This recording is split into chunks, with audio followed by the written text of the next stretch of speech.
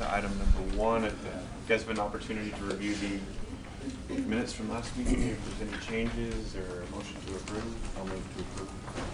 Second. All those in favor? Right. Item number 2, any public comment today or members communication, anything?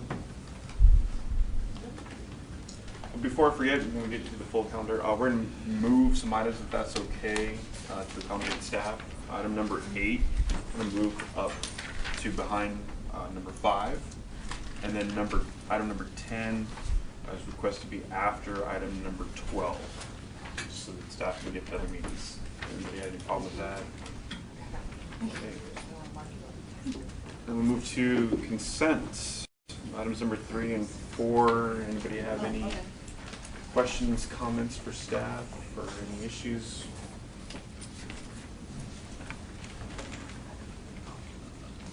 We don't need a motion for those, do we? Nope. Information only. Okay, moving to item number 5, Ariana, Yeah. update. Yep, I have a brief update for you since your July meeting. Both the RTIP amendment numbers 6 and 7, those were approved by the board, and you saw those at your last meeting. The Transportation Committee reviewed the Smart Growth Incentive Program and Active Transportation Grant Program Cycle 4 call for projects. That's on your agenda for today's meeting. Earlier this month, the Transportation Committee also reviewed the quarterly status update for both of these programs, as well as the EMP Annual Funding and Land Management Program call for projects, which is also on your agenda today. And then in addition, the board has received reports on the independent examination of Measure A revenue estimate communications, and it is anticipated to provide direction on next steps at a future meeting. Thank you. I can give more if you want more information on that. So where we are on the independent examination, the Houston Hennigan, who was the outside law firm that was hired, did present, I think, were you at the meeting? Mm-hmm. Yeah.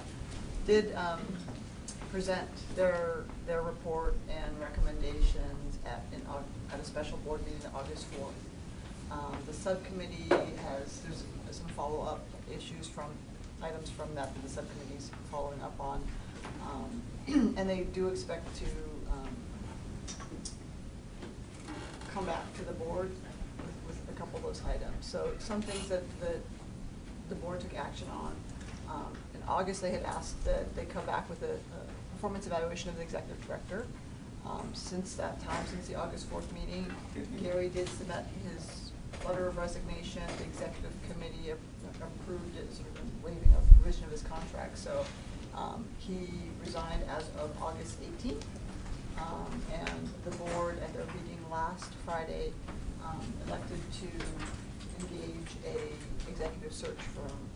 So they're going to form a subcommittee to start that process and do a nationwide search. And we expect it to be anywhere from a sort of a 6 to 9 month process. In the interim, I remain in my role, and I am delegated the duties of the executive director in my role. So we are working through that. It's going to require me to work with our management team and delegate some of my duties as Chief Deputy Executive Director to that. So we're working through that process. The other things the subcommittee that was formed to work with the independent investigators is looking at are just with some of the recommendations that came out. So there were recommendations from the report on ensuring our staff has some better training on Public Records Act requests on a regular basis, looking at the way we communicate during times of crisis. And so the subcommittee will be bringing back recommendations to the board probably in the next month or so with regard to that. There was an issue that was not covered by the scope of the report that they also wanted to look at. And so Jose has made a presentation to the subcommittee members, and that was this concept of the Transit Shortfall. And so I think what we're trying to do when we do the plan of finance, you're going to see a lot of the same information we typically provide you with the plan of finance update, but we're trying to show the information in ways to address that issue. The way it was written in the independent examination report, it talked about discussing the shortfall, which you hear sort of our team's explanation for that, and just where construction costs are and how they affect numbers over time. So I think it's things that we typically deal with when we look at the plan of finance, and so I think we're trying to be as transparent and informative as possible. So I'm curious on your, as we provide this presentation today, any of your feedback would be very helpful. We're bringing the same presentation to the Transportation Committee and the board. So they expect to wrap that up. There were also recommendations I think the board is interested in doing. And so that'll be over the course of the next several meetings, possibly even at the board retreat. In addition to the Houston-Hennigan recommendations, taxpayers had made certain recommendations about better communication between the jurisdictions and SANDAG and vice versa. And I think simplifying information that is highly technical that we provide to the public and even to board members and members of the ITOC. So those are the things I think we're going to be, the agency's committed, and I think we'll be working through over the next several months and having those discussions at the board and committee level. So again, anything you want to share with us with regard to that would be helpful. I think there's some recognition that there's a lot of information we provide, and what's the right level of detail versus, how can we simplify and make it so that the different audiences can understand it. So, and that's where we are on that.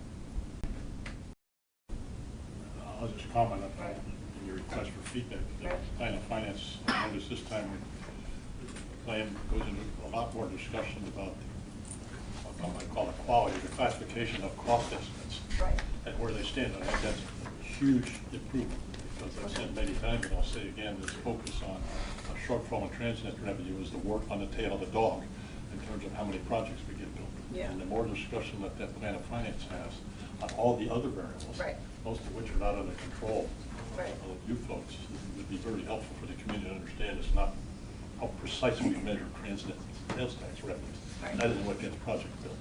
Yes. So I mean, that's what we've made. So like I said, some of the things you'll see are very similar to plans of finance presentations we made, but others we're trying to provide more information or provide information in a different way.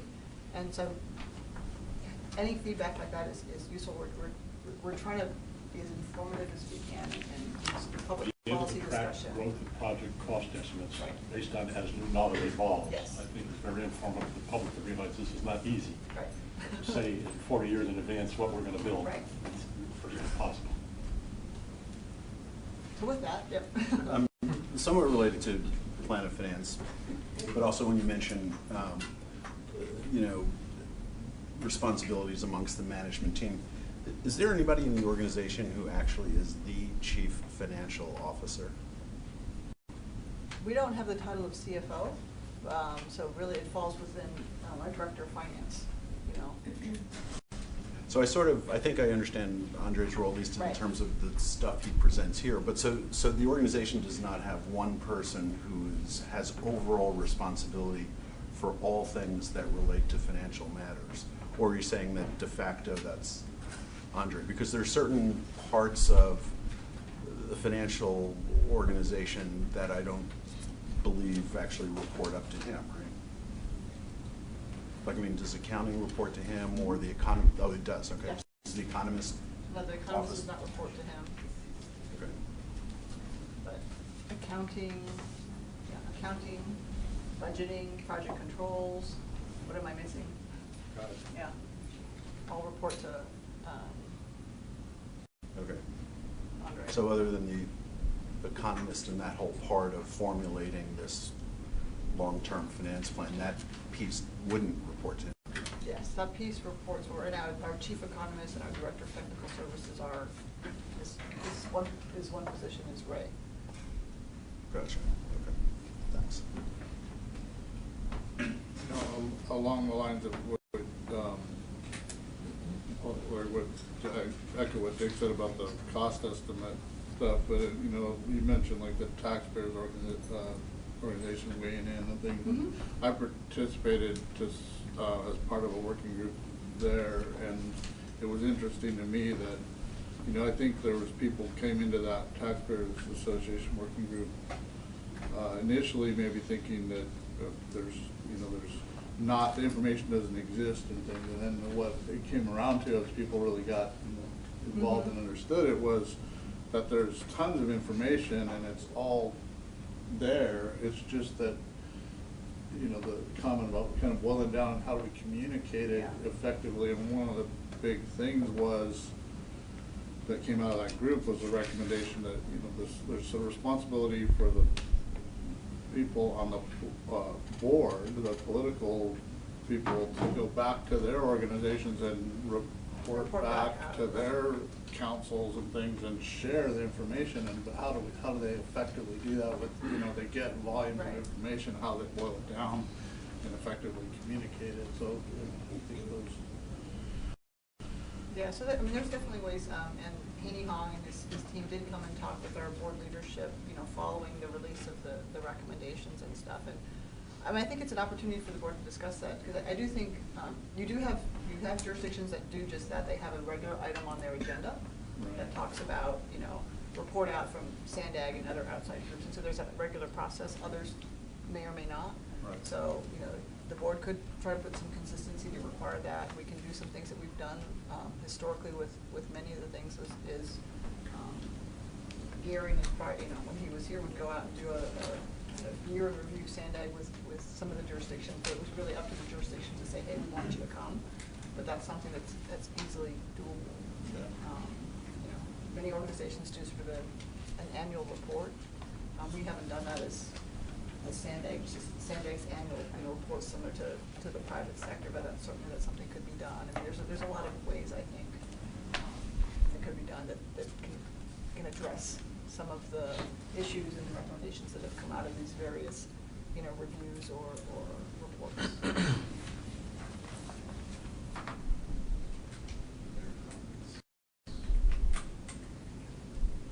Thank you, Ken. So taking things out of order, moving on to item number 8, Caroline.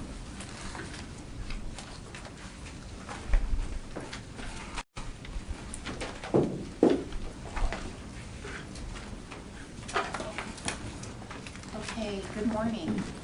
Appreciate being here, and thank you for allowing me to take this item first. Today's item is on the Smart Growth Incentive Program and Active Transportation Grant Program, the recommended changes to the Cycle 4 call for projects. And just as a reminder, I wanted to sort of remind you that we've had 3 call for project cycles so far to date. And with those, we've awarded more than 100 grants totaling more than $50 million. And you have seen quarterly reports come through to you on the status of these projects. And just as a reminder, we have the Smart Growth Incentive Program that has 2 components to it. So it has a capital component and a planning component. And we have the Active Transportation Grant Program, which has a capital component and a non-capital component. And that non-capital component has 3 subcategories, which consist of planning, education, encouragement, awareness, and bike parking. So it's a very wide variety of projects that actually get funded through this particular grant program. And those projects are reflected anywhere from large scale streetscape enhancement projects to wayfinding signage in a very localized area to local master plans for very specific geographic areas to bike master plans maybe for an entire city to bike parking projects. So you can see that there's a very wide range of projects that end up getting funded by these particular grant programs. So we are in the process of putting together the Cycle 4 call for projects, and this round we're anticipating about $27 million for the Smart Growth Incentive Program and about $3.6 million for the Active Transportation Grant Program for a combined total of roughly $30 million for this cycle. And every time we've issued a call for projects, we've traditionally reviewed the goals, the program objectives, the criteria, and the funding maximums with our policy advisory committees, our working groups, and ultimately the board of directors. So we're in the process of doing that now, and we do have this time a couple of changes that are required. So in the last cycle, we really didn't make any changes to the criteria from the cycle 3, but this cycle we do have some required changes, and those are resulting from the board's adoption of the regional plan and the environmental impact report and the mitigation measures. And so those required changes include that jurisdictions, in order to be eligible to receive funding, they must have an adopted climate action plan and an adopted complete streets policy in place. And in addition to that, we need to be looking at the evaluation criteria and giving a greater weight to greenhouse gas emission reductions. So those are the 2 primary changes that are required this cycle. So we wanted to remind you of your role in this process. And so ITALC role is to review and discuss the potential changes for consistency with the Transnet extension ordinance. So with that, I'm going to go ahead and go through what some of these proposed changes are.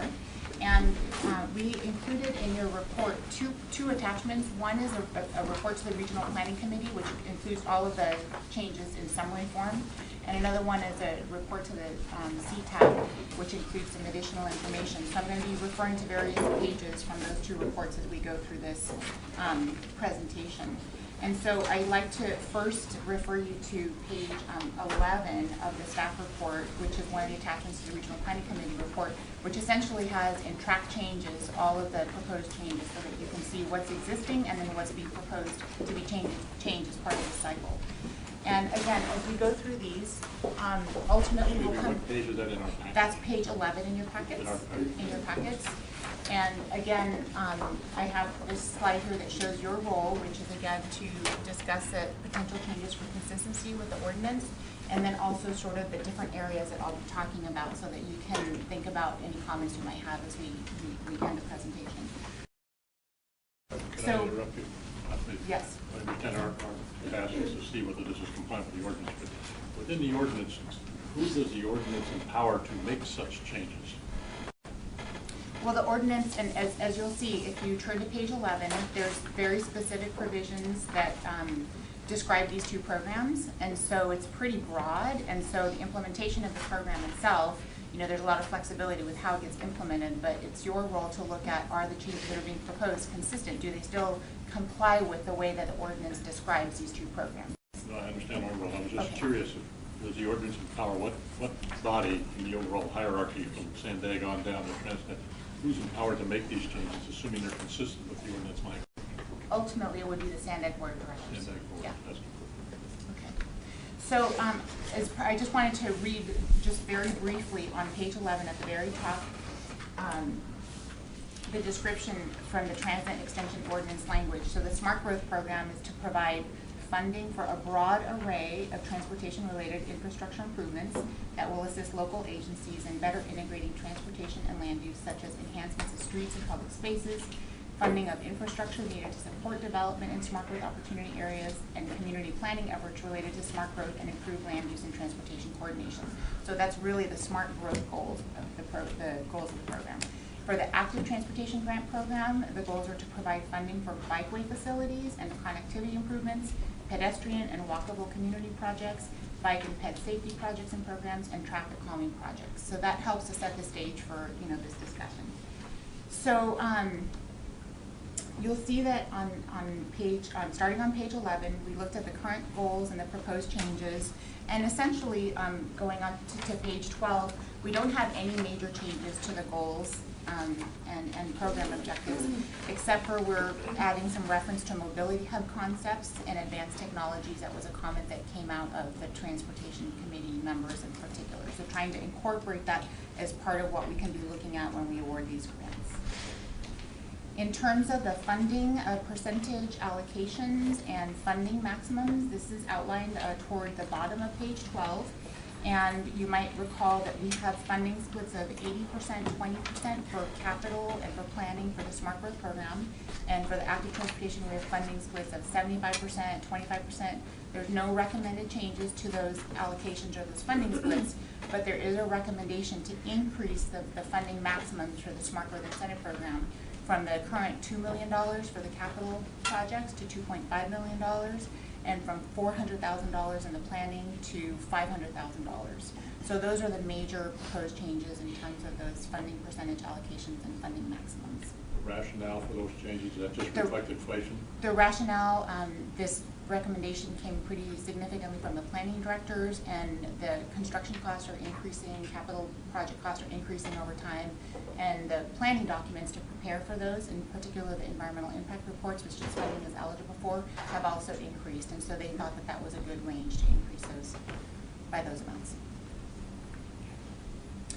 Okay, so then moving on to the eligibility criteria and the funding for climate action plans and complete streets policies. These are on the bottoms of page 12 and 13. And so essentially, again, there's a new eligibility requirement, and that was based on the approval of San Diego Forward, the regional plan by the Board of Directors. And essentially, jurisdictions now have to have climate action plans and complete streets policies in place in order to be eligible to receive any of the funds. There's also the mitigation measure specifies that SANDAG must provide competitive funding for jurisdictions that don't have these in place in order to be able to put these together to compete for this funding. So one of the recommendations that is included in the report is to provide up to $1 million of competitive funding from the Smart Growth Incentive Program, given that there's so much more funding in the Smart Growth Incentive Program than in the Active Transportation Grant Program.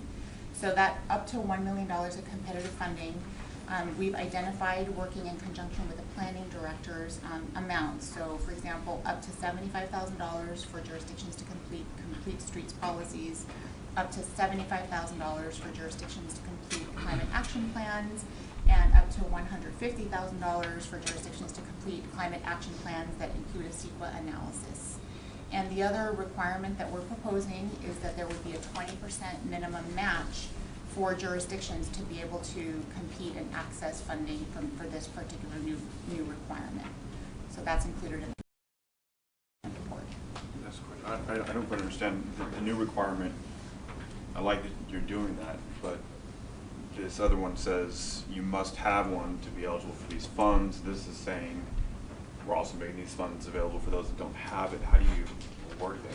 Right, so the mitigation measure, the greenhouse gas mitigation measure in the environmental impact report for the plan actually requires us to put in place a program with competitive funding from the grant program to be able to assist jurisdictions to get these documents in place so that they can compete for the broader Smart Growth and Active Transportation Grant Program. So our proposal for how to handle that is to say, from the $27 million that's available for the Smart Growth Incentive Program, that we would allocate up to $1 million from that specifically to jurisdictions to compete for, that if they don't have climate action plans or complete streets policies in place, for them to be able to access that on a competitive basis. So when I'm applying for those funds, I'm not applying for smart growth or active transportation through a separate entity or separate. Right. Okay. Except for there's another recommendation in the staff report that would allow for a phased funding approach, and that phased funding approach would be in essence to say that so applications will be due most likely in the March timeframe. That's what we're aiming for. So if a jurisdiction doesn't have a climate action plan and or a complete streets policy in place by the time of the due date of the application, they could still submit an application for the Smart Growth and Active Transportation Grant Programs, but they could also submit an application to get additional funding and complete their complete streets policies and climate action plans within 1 year. So we talked about this with the policy advisory committees to see what might be an appropriate and reasonable amount of time to complete those plans and still allow the jurisdictions to compete for the Smart Growth and Active Transportation Grant Program funds, because essentially from the staff perspective, the goal is we want all of our jurisdictions to have climate action plans and complete streets policies. We want all of them to be able to compete for these funds, because ultimately jurisdictions that receive Smart Growth and Active Transportation funds by their nature will help to reduce greenhouse gas emissions. So we want to position them to be able to do that. So as long as the proposal is that as long as they complete those two documents within 1 year of the application deadline, and then they can submit applications for those programs, and then depending on how they rank, if they haven't completed that document by 1 year, then that funding would go to the next highest ranked project. So that's why we're calling it this phased funding approach, because then that would allow the highest number of jurisdictions possible to compete for the funds, but those that don't have them in place within 1 year of the application deadline would no longer be eligible to receive those funds, and it would go to the next highest ranked project. So that's part of the proposal that's included in the staff report. Just for context, do you happen to have any idea of, for jurisdictions that have completed climate action plans and complete street policies, just sort of a ballpark range of the costs that those jurisdictions pay to complete those plans? Yeah, that's a good question, and that varies by jurisdiction. Right. Mostly it varies by the size of the jurisdiction and then how much they want to tackle with that. The good news is that on the very last page of your report, We do have a listing of all of the jurisdictions' status with regard to completing their climate action plans and the complete streets policies. And for the most part, the way we're viewing this is that all but 3 jurisdictions are on track to have this, and we're working with the jurisdictions currently. We also have some additional funding from our energy roadmap that is being allocated towards climate action plans. So we're working currently with the jurisdictions to try to get these documents in place and assist them as much as we can. And then those that want to apply for funding, could apply for additional funding. And then we'll see how they are when the application deadline comes, and then a year after that to see how that funding actually gets awarded to the actual smart growth and active projects. So if I could then ask my question a different way, do you have a sense that of the amount of money that's being dedicated for that assistance, is there a likelihood that that will meaningfully help some of these jurisdictions that haven't yet completed to actually get to the finish line? Or is the cost of doing one of these climate action plans so significant, even for a modest-sized jurisdiction, that the odds are you're actually not going to really make a material difference in getting them to the finish line? That's really the essence of what I'm trying to understand. We had that conversation with the planning directors in terms of what would be an appropriate amount to allocate towards this, and there was consensus that the ranges that we proposed, up to $75,000 for climate action plans and up to $150,000 for climate action plans that have CEQA documentation, was sufficient for them to move forward. And they understand the 20% minimum match that we're proposing, and they bought into that because many of them are already working on these policies and plans and are getting outside assistance from other areas, and so this would sort of be like gap financing to help complete them. So, and we're saying up to, so if a jurisdiction needs less than that, we're all about having them ask for only what they need, because we want to maximize the amount of funding that goes back into the Smart Growth Incentive Program. So whatever wouldn't get used from up to that $1 million would go back into the Smart Growth Incentive Program. Great, thank you. I'm fully supportive of your desire to have everybody have the climate action plan, but what constitutes a climate action plan? Is there a standard? Do you pass judgment on whether it's an adequate climate action plan, or do I just give you a piece of paper and say I did it? Right, so that's a great question. The way that we're approaching this is that each jurisdiction needs to make the determination that they have adopted in a public process a climate action plan that meets their needs. There's no legal definition right now of everything that actually needs to be included. So you see climate action plans are different in different jurisdictions, and we're looking at a public process where the jurisdiction would self-certify that they've adopted a climate action plan for their jurisdiction, and that they've adopted a complete streets policy or the equivalent of a complete streets policy for their jurisdiction. We would require links, hyperlinks to those documents that would be posted so that the public could see those. But we're not, we need them to make that determination. You're requiring a process, not a specific product. It's their plan. It's their climate action plan and their complete streets policy, and so we need them to make that determination. Okay, so in essence, if we allow this phased funding approach, that would allow concurrent applications for all programs. So they could apply for funding for the climate action plans and complete streets policies, and they could apply for funding from Smart Growth and Active, and then we would see how all of that would pan out. That is, to be clear, that is a proposed recommendation at this point. Okay, so then in terms of the evaluation criteria, this is in the middle of page 13. You'll see a lot of track changes on this particular page. So one of the new requirements with regard to the evaluation criteria is that we need to provide greater weight to the greenhouse gas emission reductions. And so the original recommendation was to add a qualitative criterion regarding the greenhouse gas reductions. We got comments from the regional planning and transportation committees, and they wanted us to look at quantitative versus qualitative and other issues. And we did get consultant analysis to help us take a look at these questions. And the consultant analysis basically recommended that we stick with qualitative criterion at this point, and that we don't necessarily add additional points for jurisdictions that have enforceable climate action plans. So at this point, to summarize, staff recommendations are to add a qualitative greenhouse gas reduction criterion, and to add a criterion on mobility hubs and advanced technologies, and to reallocate 5% towards the greenhouse gas reduction criterion. And those percentage reallocations are included on pages 30 and 40 of the staff report. So that's where we are with that. Those are the recommendations. So to reallocate 5 percentage points towards greenhouse gas emission reductions is part of the overall criteria.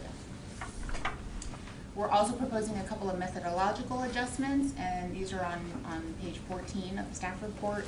And essentially, these methodological adjustments would refine the cost effectiveness in matching funds, and essentially to make them more transparent. The calculation would be easier to understand and more intuitive. And so those are described in more detail on pages 41 and 44 of the staff report. Then moving on to the draft criteria for the climate action plan and complete streets. Again, wanted to mention that most jurisdictions have or will have climate action plans and complete streets policies. And with that regard, the Cities County Transportation Advisory Committee, they wanted to see this new criteria that we would be developing for the climate action plan and complete streets. So we've included that in the packet starting on page 53.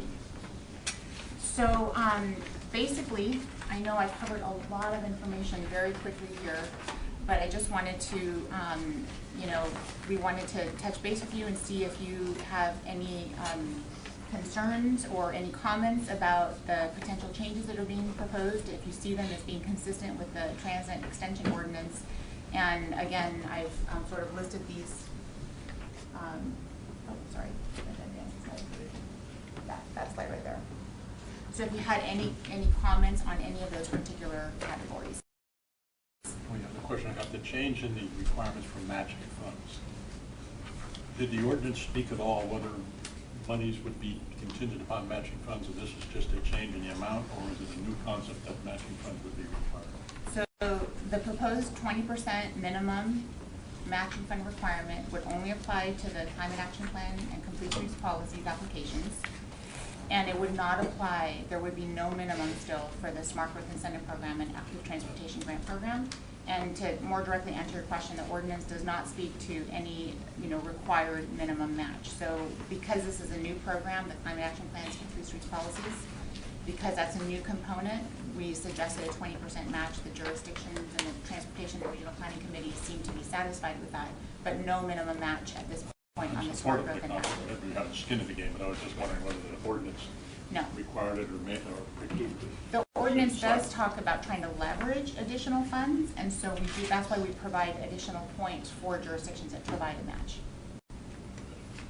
Yeah, I think we try to balance, the different size cities, because I think what we've heard from some of the smaller cities is they don't really have a lot of extra resources, but things like the climate action plan, complete streets, and other improvements, we still want them to be able to do. So it was a way where we don't require a minimum, but definitely if you bring money to the table, you get a additional point. So it's trying to be fair and listen to both sides.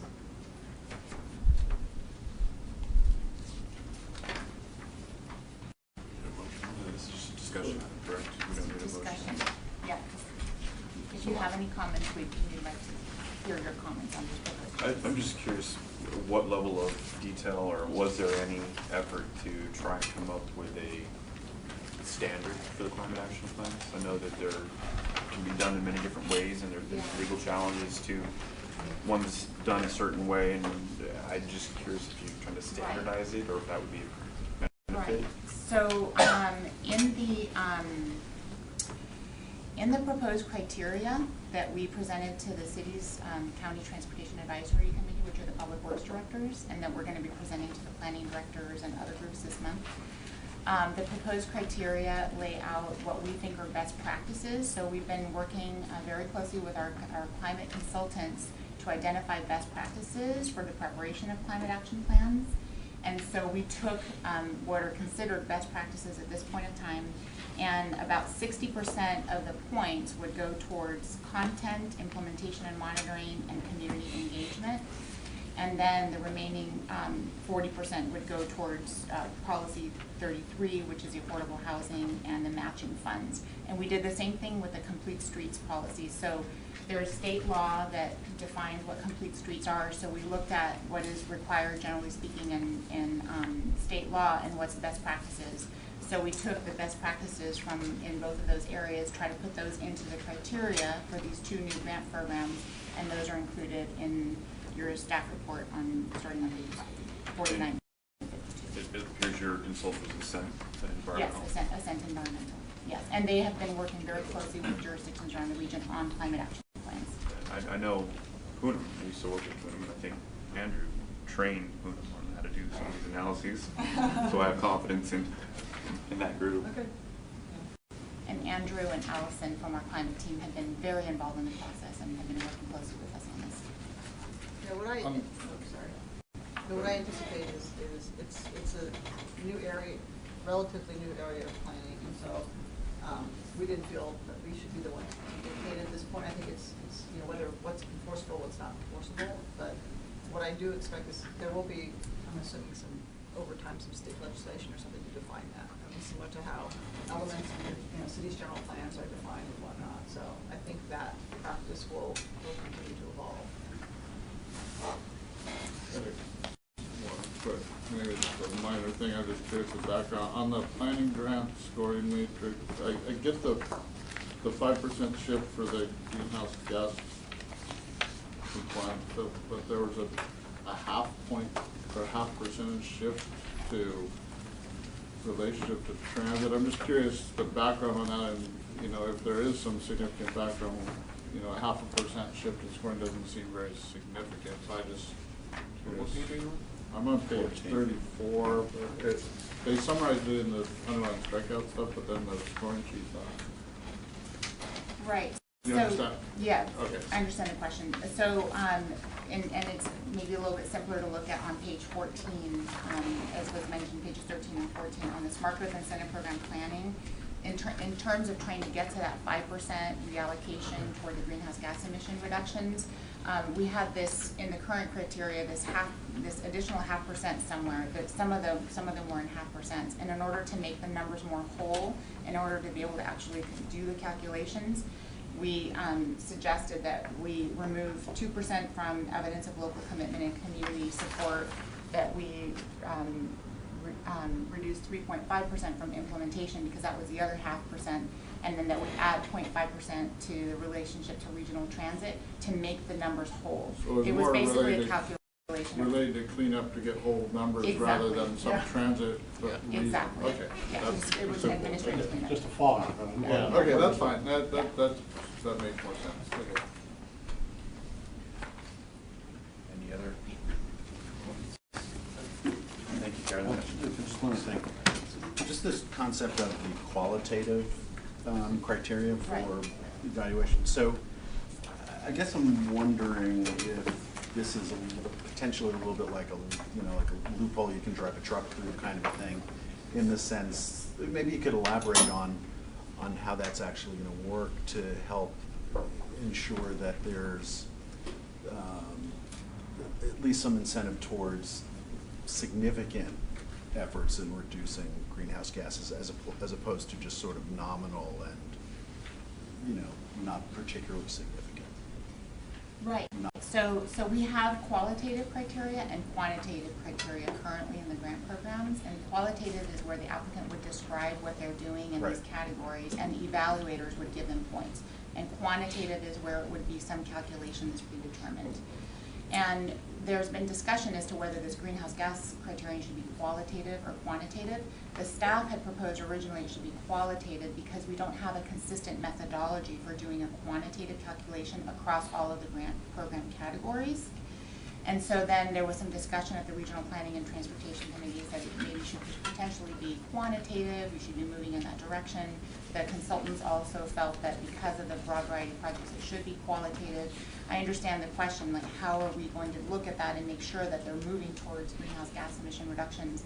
And that will have to depend on the description provided by the applicant that will talk about how this particular project helps to reduce greenhouse gas emissions, either by improving the infrastructure, allowing for more biking, for example, expanding the sidewalks, putting more density close to the area. These are things that in a qualitative way, and they can rely on their climate action plan, which will have been in place, to help with that description, to provide the background to help the evaluators sort of assess on a qualitative basis how much this project is doing for greenhouse gas emission reductions.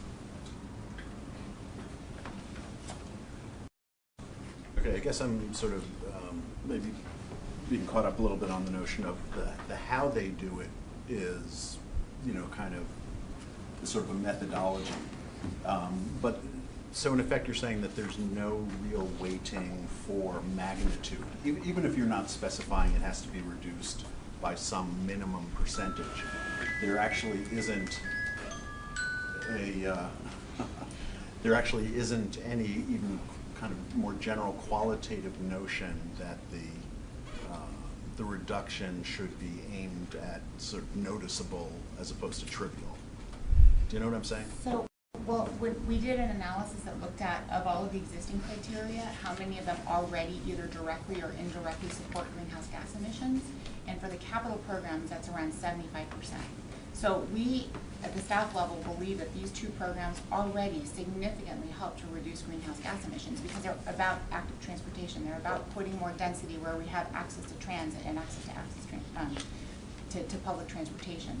So essentially, this additional criterion of 5 percentage points sort of fits in line with that, and a jurisdiction, when they're applying, if they have a quantitative method that they already have in place for calculating, they could certainly include that as part of their application, which I think the evaluators would then take into consideration and figure out how many points they want to give that application versus others that might not have a quantitative. But they really need to be describing how the project will help reduce greenhouse gas emissions. And this is one step in the process.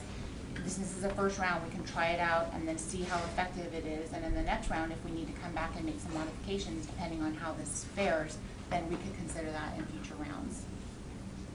Thanks. I think some of the experience we've had, for some of the state grant programs, would have you calculate the greenhouse gas emission. And there's no one methodology on how to calculate these things at this point. And so we've, I think, gotten feedback on it's hard to calculate, it's hard to compare different projects. If you look at the capital projects at the Spot Growth Incentive Program for active transportation program funds, like if you're improving, the connections, pedestrian connections, how do you quantify the greenhouse gas that reduces? There's not an easy way. Again, this is an area I think that may evolve. I mean, something where if you're reducing, it's something you can model and you're reducing so many vehicle trips, you probably can quantify that better than you can quantify building a bikeway. I totally understand the challenge of actually quantifying it, so that makes sense. I guess what I'm looking for is something even in a sort of black-white, simplistic notion. Does this project have the potential to materially reduce greenhouse gases? Because and maybe those don't exist, but hypothetically, if the answer were yes, I would think you would want to give a whole bunch of points to something like that. But to not even ask the question in a qualitative sense like that seems to me perhaps, we're missing something. Okay. But maybe I'm not fully understanding Our the question process. theoretically would be, to what extent does this project help to reduce greenhouse gas emissions? And then the applicant would describe, well, this project does A, B, and C, which is consistent with our climate action plan that calls for A, B, and C. And therefore, in our opinion, it significantly helps to reduce greenhouse gas emissions. Thanks. So we want them to describe the nature of the project and how it helps reduce greenhouse gas emissions. Gotcha. I'm gonna let Carolyn go. She's got enough. Dustin, if our task today is to review and discuss potential for consistency, is it not incumbent upon us to opine that we agree that it is consistent? We've done our job. That's a very good point. We need a motion in the sense of the committee, but I submit that you've convinced me. Yeah, no, I agree. Anybody has any comments or disagreement or agree that it does? Yep. All right. Thank you. Thanks very much. All right, so we're going to move back to item number 6, which is the plan of finance update. Alan and Jose and Susan and Ray's on there as well.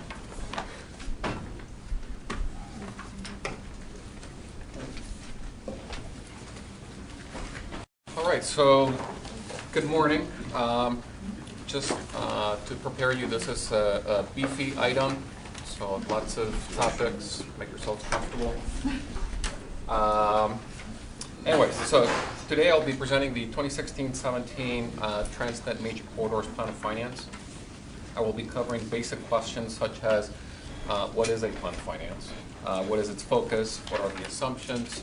And what do the conclusions mean in terms of completing the Transnet program? So this slide just shows how the presentation is laid out, so a number of items that we will be covering this morning. First, I wanted to explain how the plan of finance relates to some of the other SANDAG documents. You'll notice 4 documents here. So the first one is the Regional Transportation Plan. This is our long-range plan that goes all the way to 2050, updated every 4 years. The next one is the Regional Transportation Improvement Program, or the RTIP. You've seen RTIP amendments in the past. This is a 5-year document that essentially lists all of the committed funding for specific projects, and it's updated every 2 years. Next one is the program budget. This is an annual document that the agency has, and it includes essentially the 10-year capital program budget for all of the capital projects. And then lastly is the plan of finance. And that one is updated about once a year, and it includes essentially 2 different sections. The early action program, which is essentially the next 5 to 7 years, and after that is all of the remaining projects in the Transnet program. So just to illustrate the relationship here, the funds that are programmed in the RTIP as well as shown in the program budget are essentially reflecting the 5 to 7 year early action program projects. So those need to be consistent. And then the plan of finance itself is a subset of the regional transportation plan. So as changes occur in any of these documents, they also feed back to the other documents. So this is just to give you sort of a context of where does the plan of finance fit within some of the other either short-term or long-term planning documents. Jose, that is a very useful chart. Thank you. I hope it's part of the orientation package for new members, and it ought to be part of an annual exercise for us to keep. We will make it so. I've never seen it all put on one chart. All right, so to begin with, what is a plan of finance? So just in short, the plan of finance is a tool. Its purpose is to update the major cost, revenue, and schedule assumptions of the Transnet capital projects. The focus of the plan of finance, of this particular plan of finance, is the major corridors element of the Transnet program. And it is split essentially in 2 time periods. As I mentioned, short term, the next 5 to 7 years, which is the early action program. And it includes the Transnet projects that have been started and are included in the annual budget with funding programmed in the RTIP. This near-term set of projects also has a higher level of certainty regarding the costs and the revenues, and that's because this is near-term. Long-term, which begins after that, from around 2025 to all the way to the end, 2048, assesses the potential costs and revenues for the remaining Transnet projects. The assessment is driven by long-term assumptions regarding costs and revenues, and just by virtue of its long-term outlook, the level of uncertainty is higher for both cost estimates and for revenue estimates. A separate plan of finance focusing on the operations piece is scheduled to be presented later this fall. So this next slide just presents or summarizes the assumptions at a very high level. So as you know, the plan of finance includes assumptions regarding not just Transnet dollars, but also the state and federal funds that are assumed to match Transnet. You may recall we've talked about this in the past. For every Transnet dollar, historically, about $3 to $3.50 in state and federal matching funds have been used to complete the projects that have been completed to date. Well, Jose, obviously you're emphasizing the word matching there. Are all those dollars matching, or are some you use another expression? So when we say matching, we say we don't necessarily mean that these are dollars that are a required match. They are supplementing the Transnet dollars. In some cases, they are match dollars. Important distinction of how much it varies over time. So that's a good distinction. All required a match. Right. So the plan of finance is a forward-looking document, meaning that it quantifies the assumptions starting in the current fiscal year. In this case, it's 2018, moving forward all the way to 2048. So as we go forward into the future, we keep dropping off the years as they are completed, and it just continues to be forward-looking. So back in March, we briefed this committee and the Transportation Committee regarding the proposed assumptions for the Plan of Finance. Attachments 2 and 3 provide additional detail regarding revenue and cost assumptions. Back then, the intent was to come back with the Plan of Finance in April, but we held the Plan of Finance update back for a few months to include updates to 2 major inputs. The first input is the approval of the Road Repair and Accountability Act, otherwise known as SB1. This was approved by Governor Brown in late April. The Plan of Finance identifies options in the short term to potentially advance projects.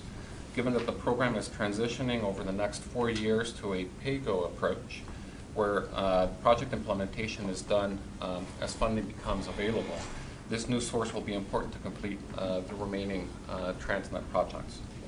The second input that I talked about was the closing of the $538 million TIFIA loan for the Midcoast project. So in closing the loan, the interest rate was locked, and it was locked at a very low 2.72%. And so the debt service associated with this loan is also included in the Plan of Finance update. So before I dive into the numbers, I'll just briefly pass it on to Susan. She's going to provide a high-level update on some of the completed projects that we have and also those that are underway. So in order to meet the overall Transnet program needs, the SANDAG identified a subset of projects to advance in the first 10 years of the extension. So the early action projects, or the EAP projects, are located throughout the region and are a mix of highway and transit projects. Completed projects, as you can see from this list, include the I-15 managed lanes, State Route 52 extension in Santee, Interstate 805 North carpool lanes and direct access ramps at Carroll Canyon Road, Mid-City Rapid Bus, Downtown Rapid Stations, trolley renewal. In May of this year, the SR 76 East project was completed. The project includes construction of a new SR 76 I-15 interchange and expansion of the SR 76 Old Highway 395 Park and Ride, providing electrical vehicle charging stations and increased parking capacity.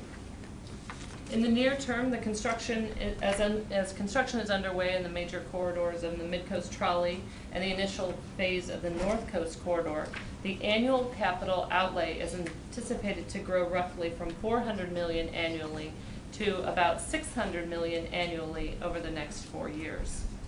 The cost estimates for projects underway, either in construction or in the engineering phases, are included in the current Plan of Finance. A summary of the EAP projects contained in the Plan of Finance are shown in Attachment 5 of your report. So I'll just briefly walk through a handful of projects which are currently in various stages of development. So the Midcoast Light Rail Extension, major construction will continue through fall of 2021. Annual expenditures will hover about $300 million per year, and the open to public date is scheduled for September 2021. The Plan of Finance maintains capacity to continue major construction of double tracking along the Low Sand Corridor. Significant progress is being made in the Elvira to Marina double track, San Diego River double track, and Santa Leo Lagoon double track projects. In addition, construction will begin on Poinsettia Station improvements in spring 2018, and improvements at the Oceanside Station will open for service next year as well. The I-5 North Coast Corridor. Construction kicked off in FY17, 2 HOV lanes project. The first segment includes 2 HOV lanes from Loma Santa Fe to Birmingham Drive, the reconstruction of I-5 Santa Leo Lagoon Highway Bridge and a bike project. The HOV lanes and Santa Leo Bridge reconstruction portion are anticipated to take about 4 years to construct. The HOV lane project, along with the Santa Leo Lagoon double track project and the restoration of the Santa Leo Lagoon, will be constructed through Caltrans Construction Contractor General Contractor, CMGC, procurement similar to the Midcoast procurement. This allows for construction to be fast-tracked as funds are identified. South Bay Rapid. All 4 segments of the South Bay Rapid are now under construction and anticipated to open in early 2019. The total cost of this project is $120 million. South Bay Rapid will include 12 stations along a 26-mile route from the Otay Mesa Port of Entry to downtown San Diego via eastern Chula Vista, connecting to employment and activity centers in downtown San Diego and South County. At the heart of the project is a dedicated transit guideway, a nearly 6-mile-long transit-only lane being constructed in the median of East Palomar Street and along East Lake Parkway in Chula Vista. Currently, the SANDAG program budget also includes 25 distinct bikeway projects. The plan of finance incorporates capacity for almost $150 million in bikeway investments over the next 5 years. High priority segments have been identified along the Coastal Rail Trail, the Inland Rail Trail, San Diego River, Bayshore Bikeway, Uptown Bikeways, and North Park Mid-City Bikeways. By dedicating local funds for bike projects, the regions will be well positioned to compete for outside funding. SANDAG will maximize funding opportunities by other sources by moving all the bike projects toward construction on a rolling timeline. So at any given time, there will be shovel-ready projects.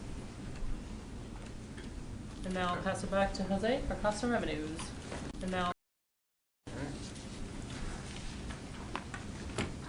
Okay, so moving on to cost and revenues. Okay, so this next slide shows cost and revenues. You'll notice, well, first let me provide a little bit of guidance into how to read this table because it's got a lot of information. I'll spend a little bit of time on this one. So the update that we're providing to as part of the plan of finance today is found here on the column at the right.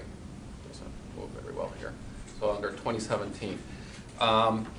We did provide a similar looking table to this committee back in January and to the board in December of 2016 that provided the numbers under the 2016 column. So I'll be referencing some of the comparisons between the current update, 2017, and what we provided to this committee and the board back in 2016. And as well, we are providing, just for reference purposes, what was provided in the plan of finance before that, back in 2015. As you can see, the table is divided in two. Costs are on top and revenues at the bottom. The dollars are shown in year of expenditure dollars, meaning that the costs and revenues increase over time. As the cost of revenues increase over time due to inflation, the inflated amounts are included in the totals that you see. Also, the figure shown for the 2017 plan of finance represents a midpoint of a possible range, and that you mentioned that. So the ranges are included. They're not identified here in this particular table, but they are included in the written report. So if you go to table 1 of the written report, which is found on page 5, you'll see these ranges, and these are intended to show the potential range or level of certainty associated with that particular assumption. So there's various ranges for each of these. Very important for the transparency that you recognize that there's no validity to these numbers. They're not that smart. There's a range. There's a range. Well, in addition to that, I was going to say, I think the shading of the level of certainty is really important as well. And Kim, by way of feedback, personally, looking at that table 1 on page 5, I don't know if this is actually going to be the presentation to the board, but I think it actually would be a mistake with regard to transparency to not show the last two categories in the table on page 5 in a separate category, because unless I'm mistaken, the level of uncertainty as you're showing here is much greater than appears when you see it in the page in this format. So I would suggest that to help the reader, that you create a different category for those, because those are funds you're assuming from programs that you're expecting to exist in the future, but which don't currently. And I think this chart does a great job of highlighting that risk, if you will. And I actually, thank you for your feedback. I do, as I go through the presentation for this, I do talk about each line.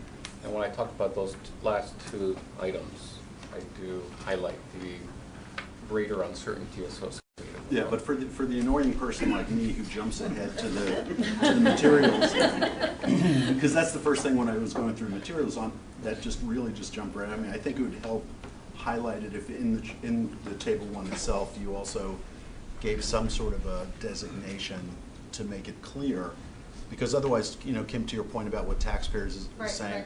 I think there's some risk that somebody, a cynic might say you're hiding the ball a little bit unless you call it out in that table 1.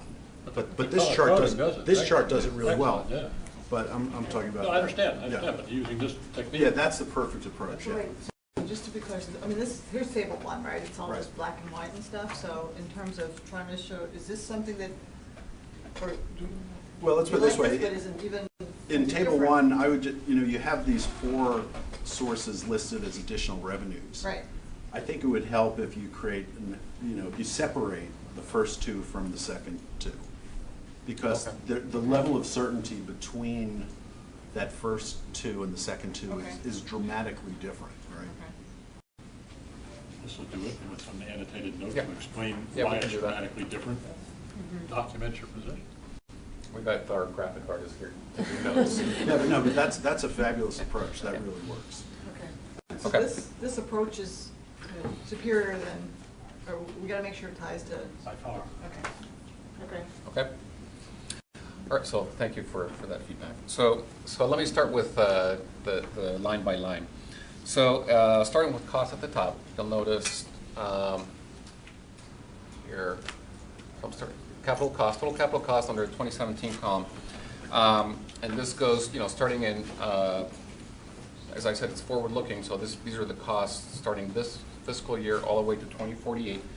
This is estimated to be 23.1 billion, and again, this is the midpoint of the range that I mentioned before. But this is slightly higher than what was provided back in December, which was 22.6 billion, and it is attributable mainly to an uptick in long-term construction escalation rates that we have estimated since then. The uptick raises the long-term escalation rate from 2.69% to 2.77%. That is used to project the cost estimates, you know, into the future, and it's essentially reflective of recent upward fluctuations that we've seen in the industry and in the economy. So even though it's such a small increase, over time it compounds and it adds $400 to $500 million to the overall cost of the program. Jose, just to stay on that line, these are what we call ETC, estimates to complete. Yeah. So when you take the far right column versus the first set, the left column, you've got 2 years of actual cost that have already come out of the equation. Yes. So It's true. It's just that if we, You've got a huge what we want to variation. provide is the numbers that they've seen before. I understand, but you have a huge variation for the ETCs now recognized in 2017 from what you were saying in 2015. Yes, And and it's grown by, whatever that's, $7 million plus whatever you incurred in years 2015, 2016. So as a percentage on the base, it's a huge number. right. And so that was actually something that we covered back in December.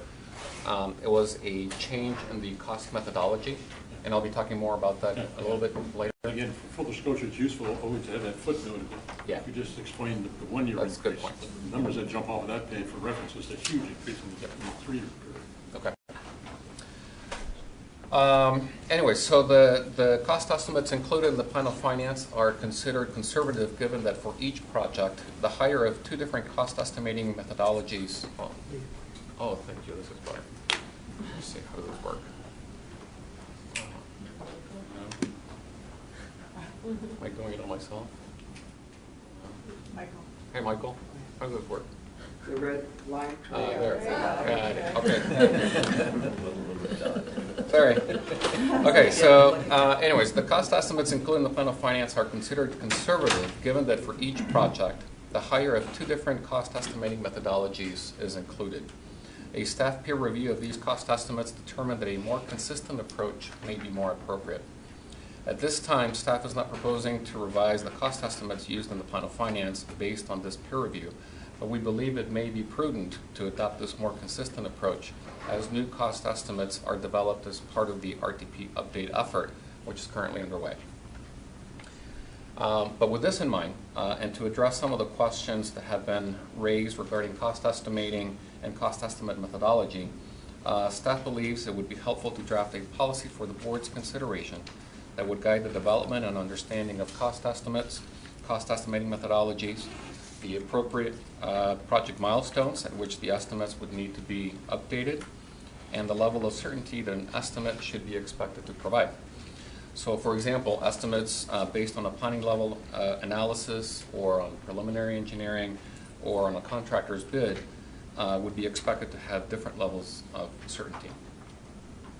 Having a policy would provide greater clarity, understanding, and transparency regarding cost estimating and appropriate times to update these cost estimates. So we will bring these draft policy statements to the Transportation Committee and the Board later this year for their consideration.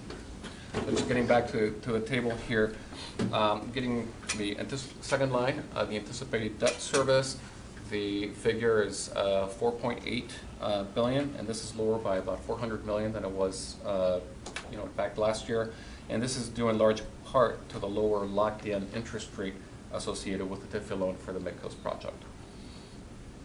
So between the capital cost and the anticipated debt service, the total costs are estimated to be about 27.9 billion, which is about 100 million higher than what was provided to the board back in December.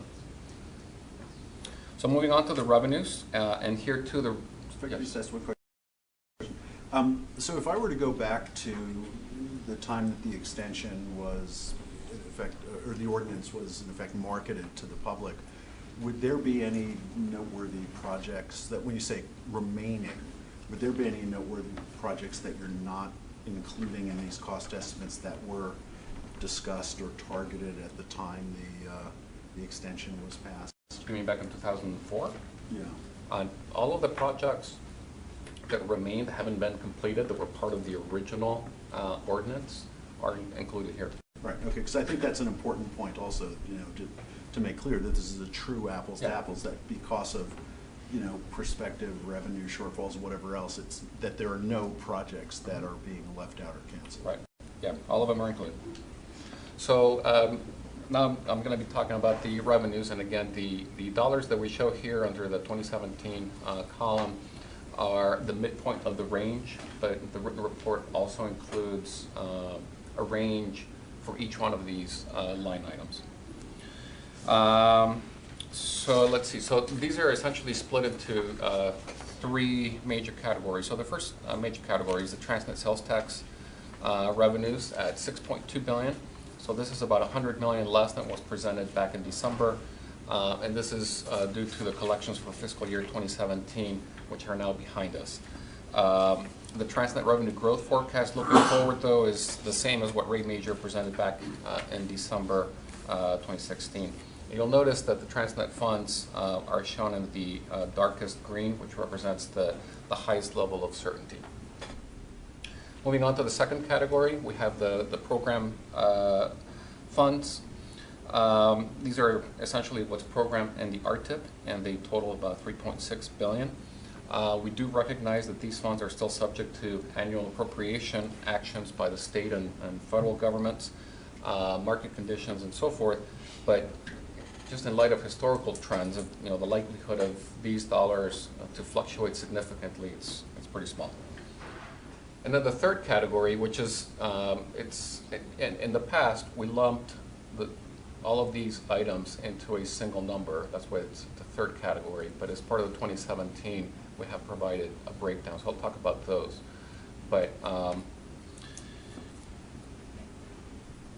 before I go into each line item here, I wanted to focus on this 18.1 and this 17.5 figures. So you'll notice that under 2017, we have that third category. It adds up to about 18.1 billion.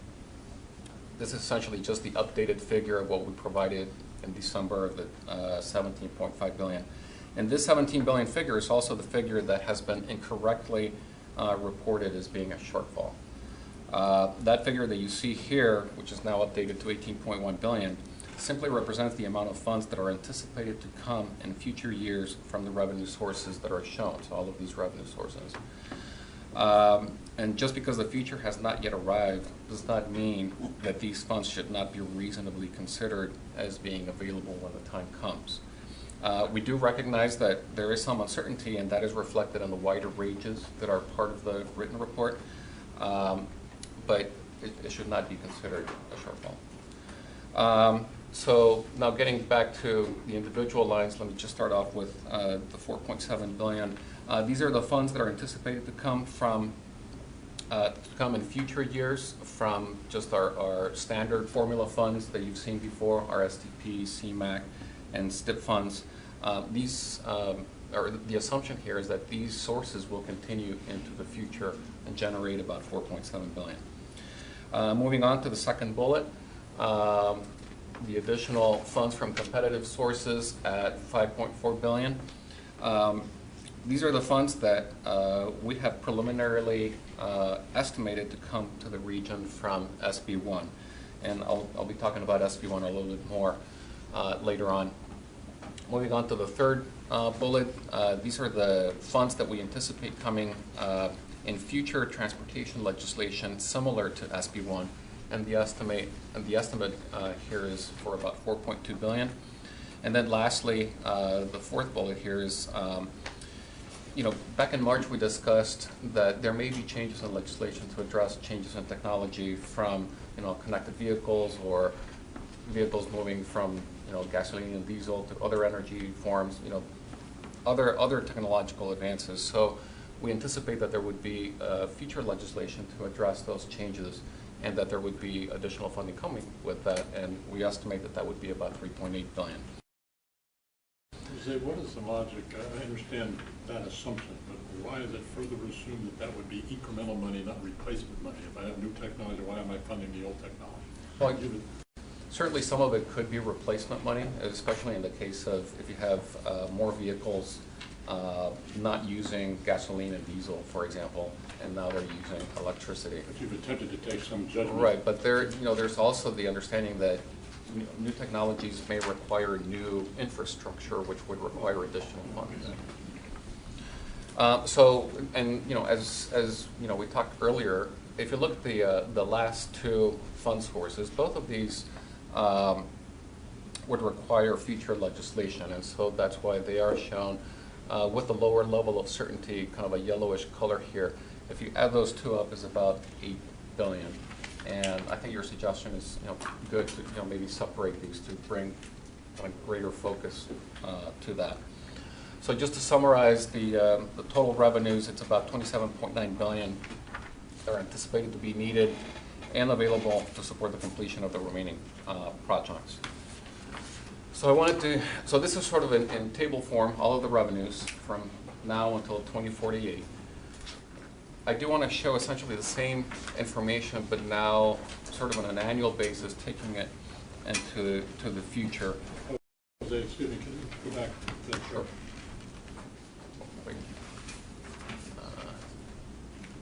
My sense is that's an excellent chart, and it answers a lot of questions that previously had been asked, but the extreme attention that was paid by some elements of the community and the media on one line item of that chart shows how insignificant it is in relation to the total of that chart. So it's really helpful to constantly make that point. The other thing that might be useful, and I could do the math, I guess, but in the report, you'll show the ranges around all those. So for each one of those line items, you got a high and a low. You add all the highs for the revenues, and you add all the lows for the cost. What is that number? That's Wonderland. By converse, you got all the highs for the cost, you got all the lows for the revenues. What's your exposure? And I don't know the magnitude of the ranges, but it would be useful to know how significant that is. And again, as a means to alerting the public. Okay. This is our shot. Right. But this could be reality, and that reality might be very severe relative to this equation you have here. Right. Okay. Thank you. I just want to go back to the trend from 15, 16, and 17 on those 4 revenue sources at the end, because it's very counterintuitive in that they're going up instead of down. And so you mentioned the error in or the shortfall in 16. Can you elaborate a little bit more on that? Right. So essentially, what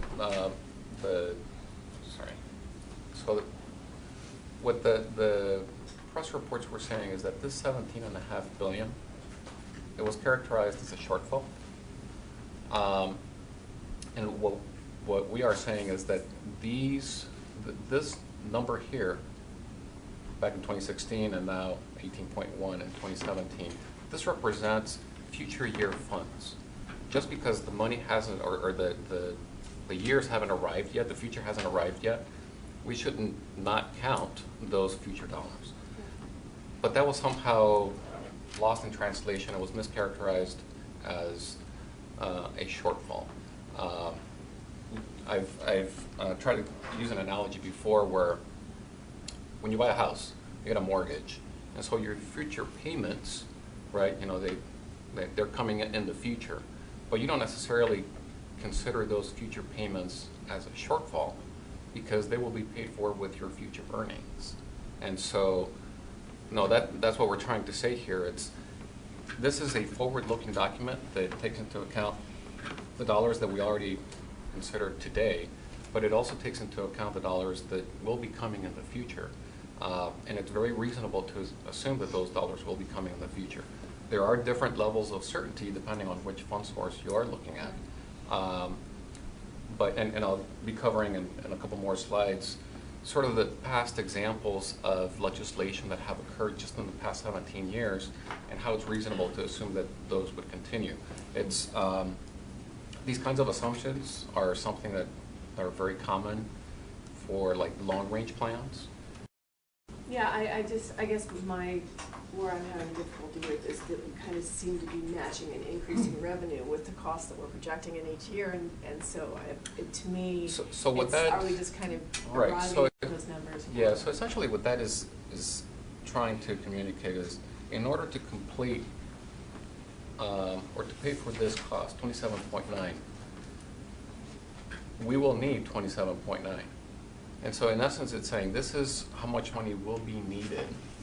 And at this time, we still consider that to be reasonable and achievable. If it's, let's say, you know, there's still 31 years in the ordinance. So it's still reasonable to assume that there's going to be legislation coming up. But let's say that, you know, we're only 5 years away from the end of the ordinance and you still have, you know, a large number of projects. Perhaps at that time, it's no longer reasonable to assume that you would get those new revenue sources. So just given the long span of time that we still have before the end of the ordinance, you know, it's still reasonable to assume that those would be available. Just to sort of beat this horse a little further, I think I think the reality is that to the average observer, those latter two categories appear to be a bit of like a plug. And as opposed to, frankly, being defensive about that, I think, you know, it's perfectly appropriate to say, you know, this is, and I understand you want to avoid the use of the word shortfall, but, you know, this is the amount of money that will need to come from, you know, as yet unidentified sources. But if we look historically, and you see that you've got that 3 to 3.5 times match, it's perfectly reasonable to assume that we will find this money from sources like these. But again, you know, and I think the certainty coloring goes a long way in helping clarify that point. Again, it gets lost a little bit when you see it in black and white on the piece of paper. But I think that's probably the issue that, you know, Tracy and I have just been responding to. And so the degree of specificity when it adds up exactly, it's sort of, you lose the point, the fact that this is... And actually, just to kind of address that question, this is when looking at the midpoint of the various assumptions, that is essentially what we're trying to communicate. This is how much you would need. But when you look at the ranges, and I'm just going to refer you to Table 1, and you look at the ranges provided for the total costs and the total revenues. So the total costs go from 25.6 to 30.2 billion, okay? So the midpoint being 27.9. But the revenues have an even higher range, or wider range. So they go from 24.2 to 31.5 billion. So, you know, to get to your question here, there is a scenario where potentially there would not be sufficient revenues to complete the program.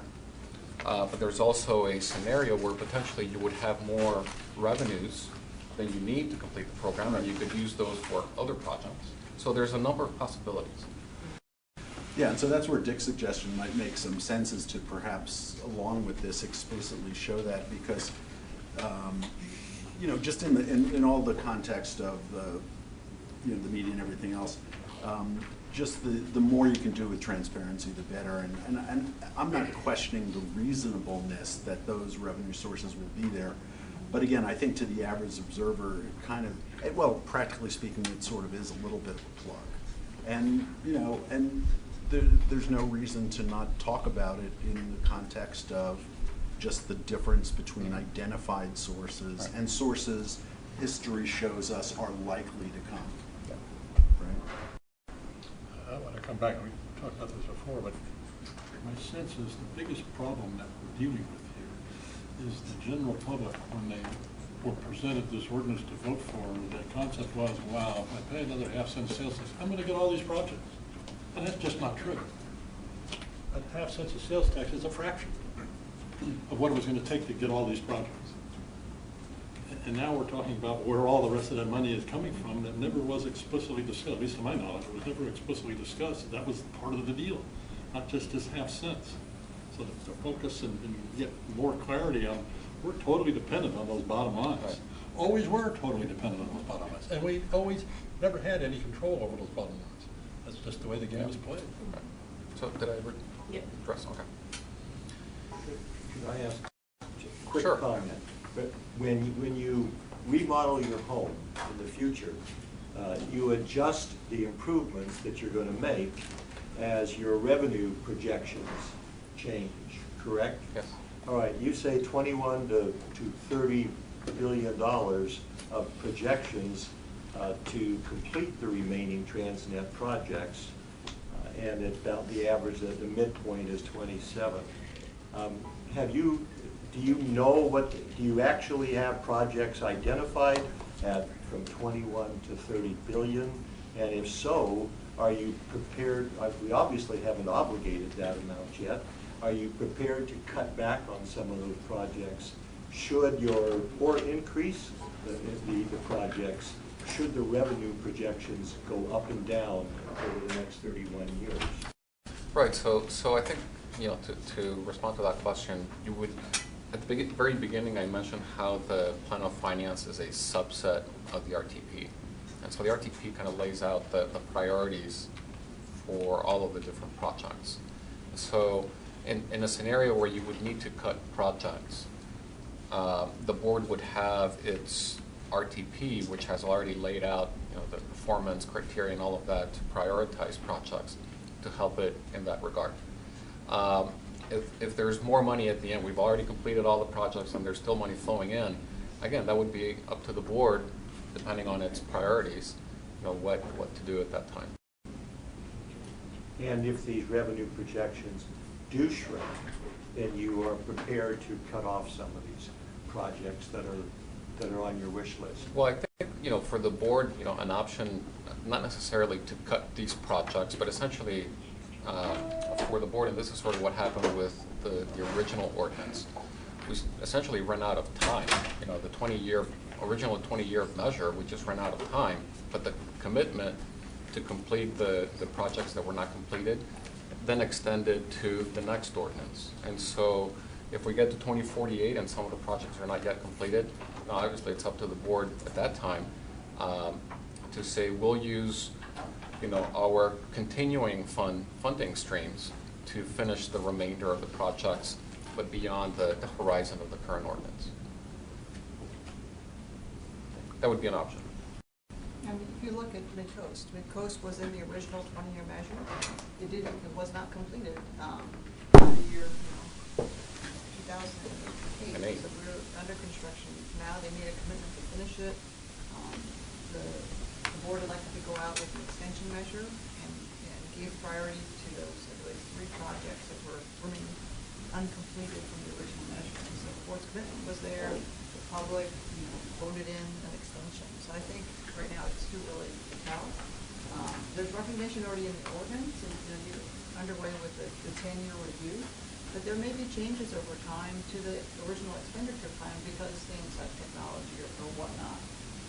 You may see maybe not the need for the remaining projects. projects, so you may have a different change on how the approach that the board wants to lay out in its long-term plan. So I think there's recognition that things could change. I don't think we know enough now to say that these are gonna get lopped off with these recommendations. The important point is we have not obligated ourselves to the $27.8 billion. I just want to repeat that comment. Thank you. All right. So just quickly, just being mindful of time, this essentially is a representation of the slide before, but over time. Again, these are in year of expenditure dollars, so you would expect the dollars to increase over time just to account for inflation. And you'll notice, at the bottom we have the more certain revenue sources, which is Transnet, and then as it goes up, it's the lower and lower levels of certainty for the funds. So the yellow up here essentially represents those two bottom bars that we talked about before. A couple things to note here. You'll notice the sort of a higher level of expenditure here. This is the end of the debt finance program, so this is funded in part with proceeds from bond issuances.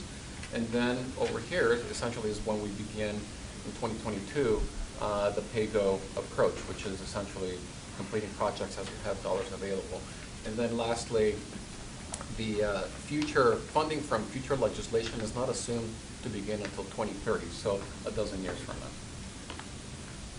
And then also just to provide additional background on the reasonableness of assuming new fund sources. So this slide shows that just since 2000, at least half a dozen new one-time or permanent programs have been approved. It is reasonable to assume that this trend will continue. And just to note, this assumption is fairly common. It is included in our long-range plan to assume that future legislatures or Congresses will be approving these things, voter approval, etc. So I just wanted to point out that what we're assuming for the future is reflective of what has happened in the past.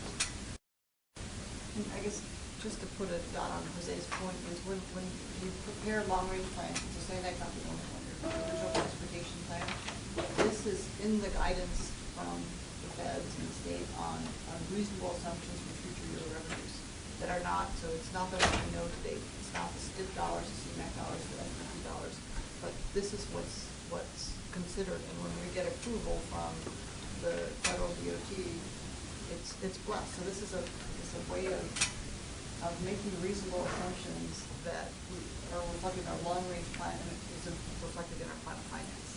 So I understand what we're saying in terms of ensuring the certainty, or ensuring that, hey, it's lower certainty, because definitely it's subject to some future action, but it's not inconsistent with just the practice of how these long-range plans are prepared and what's considered reasonable by federal agencies.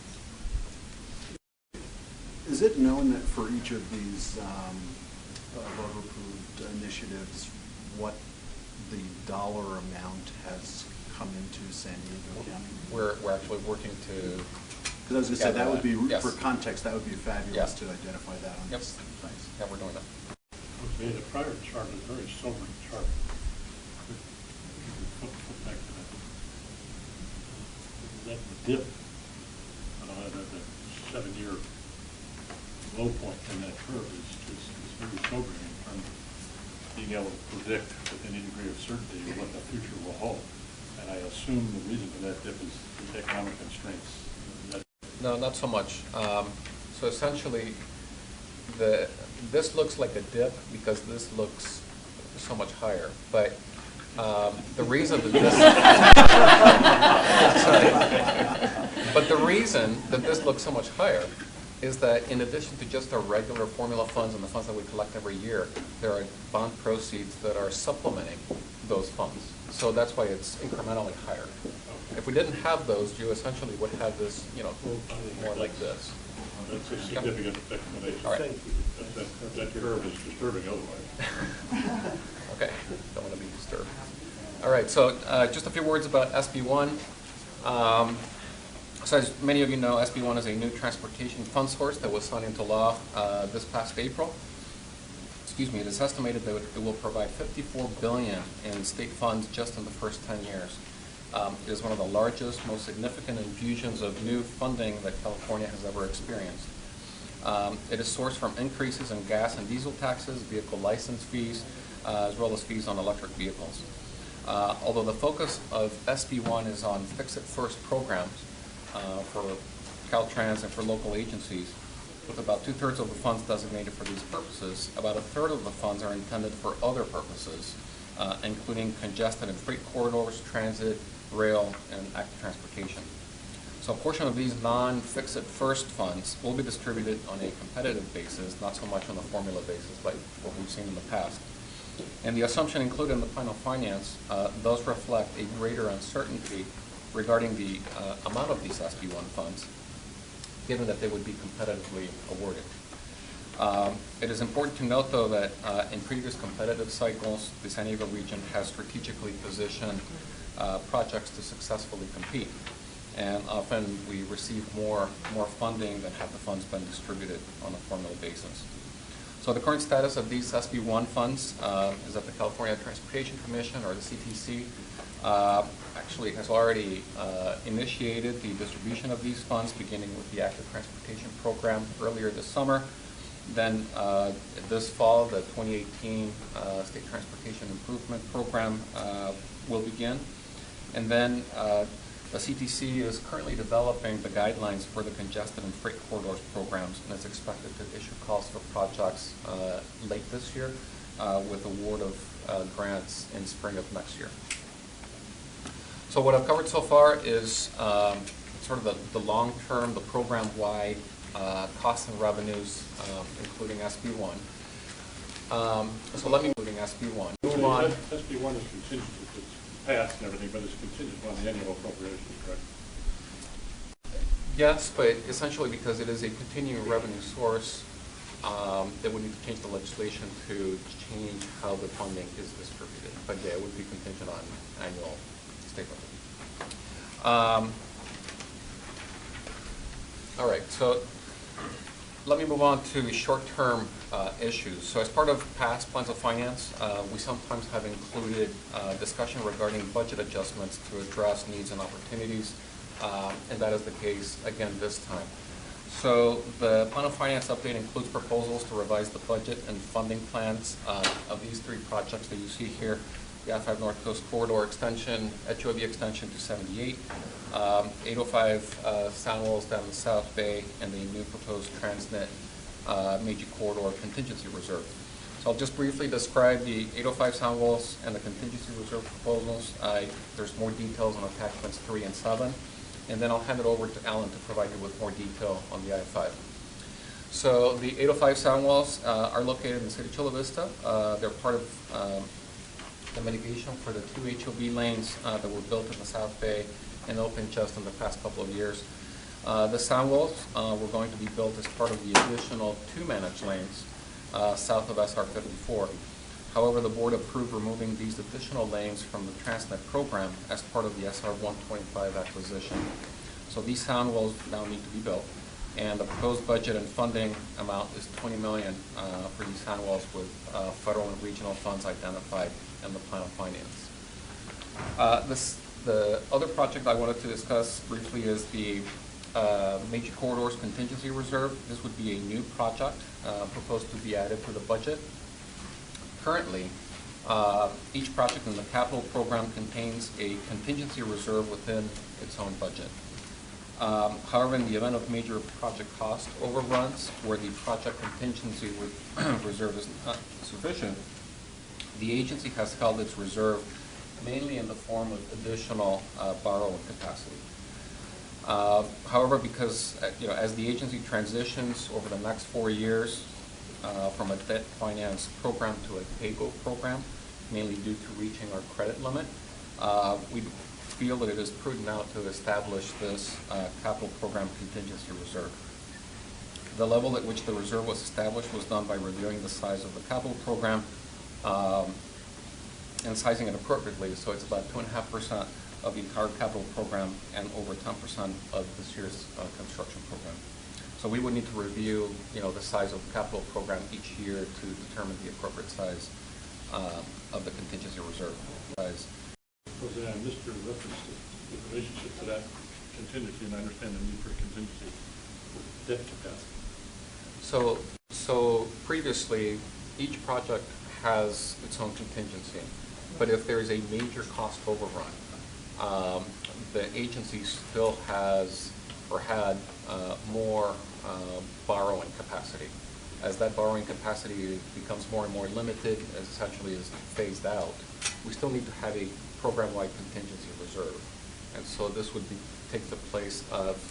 You're just explicitly putting them as expected costs instead of relying on... Not so much expected cost, but your... Contingency costs, yes. Instead of relying on just go borrow more. Yes.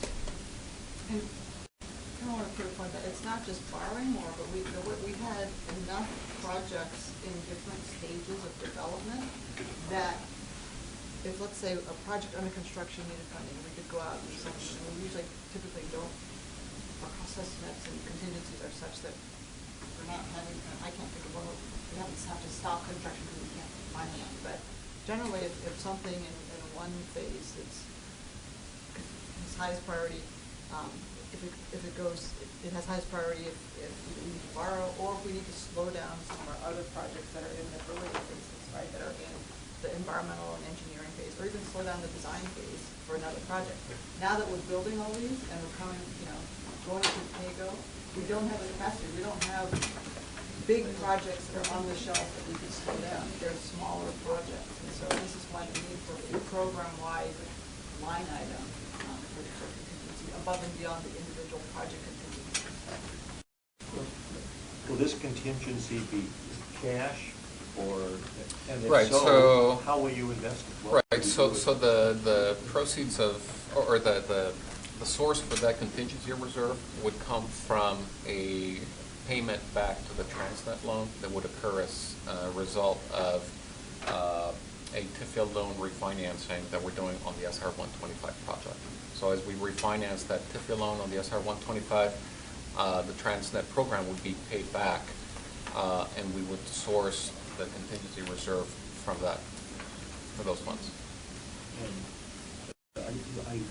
I don't understand so it'll come back, will it be just a paper transfer, or will we actually get cash back? We would get money back, yes. And what will you do with it? How will you invest it?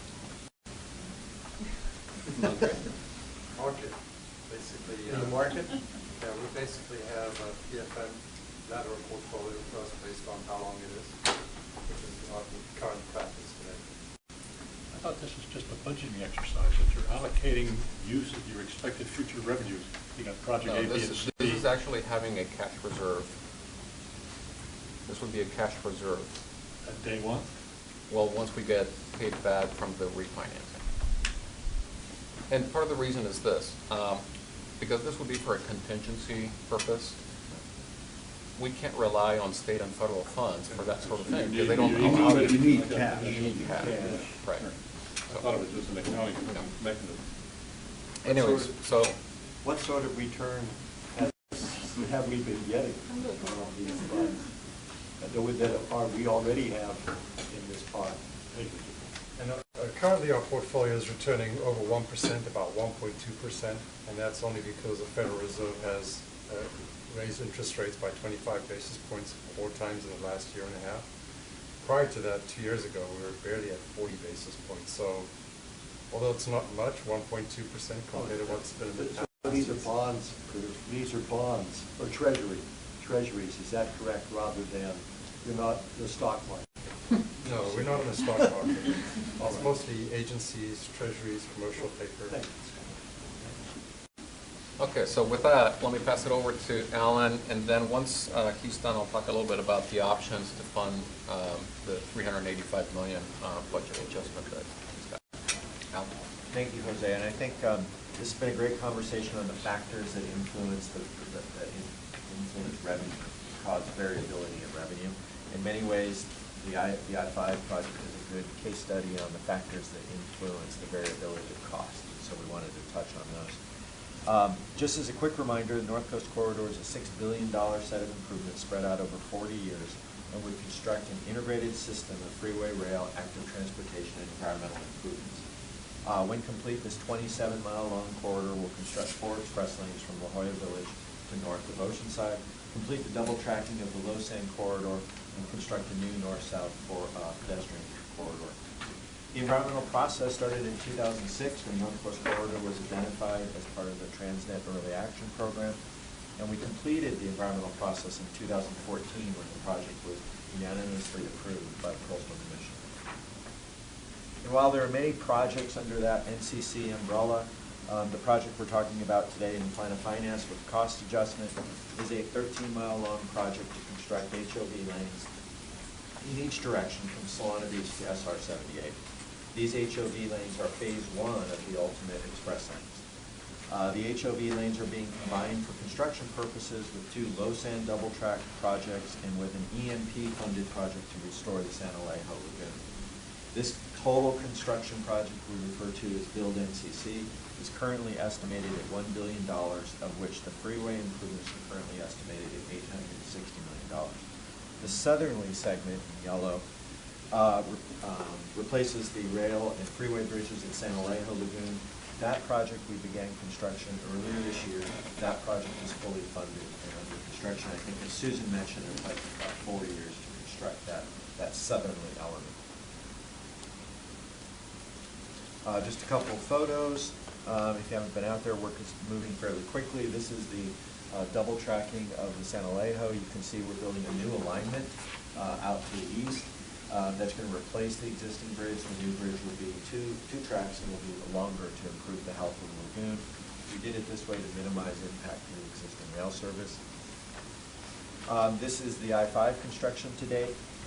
One thing to note, it's interesting, you see all the embankment work to the south there, sort of that lighter, whiter color. That's actually the length of the ultimate bridge. So you can see we're basically doubling the size of that bridge, the length of that bridge to improve the lagoon flow.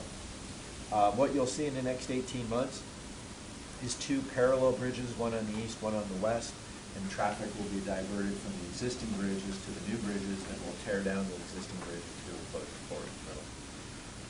So a lot of good work in front of us.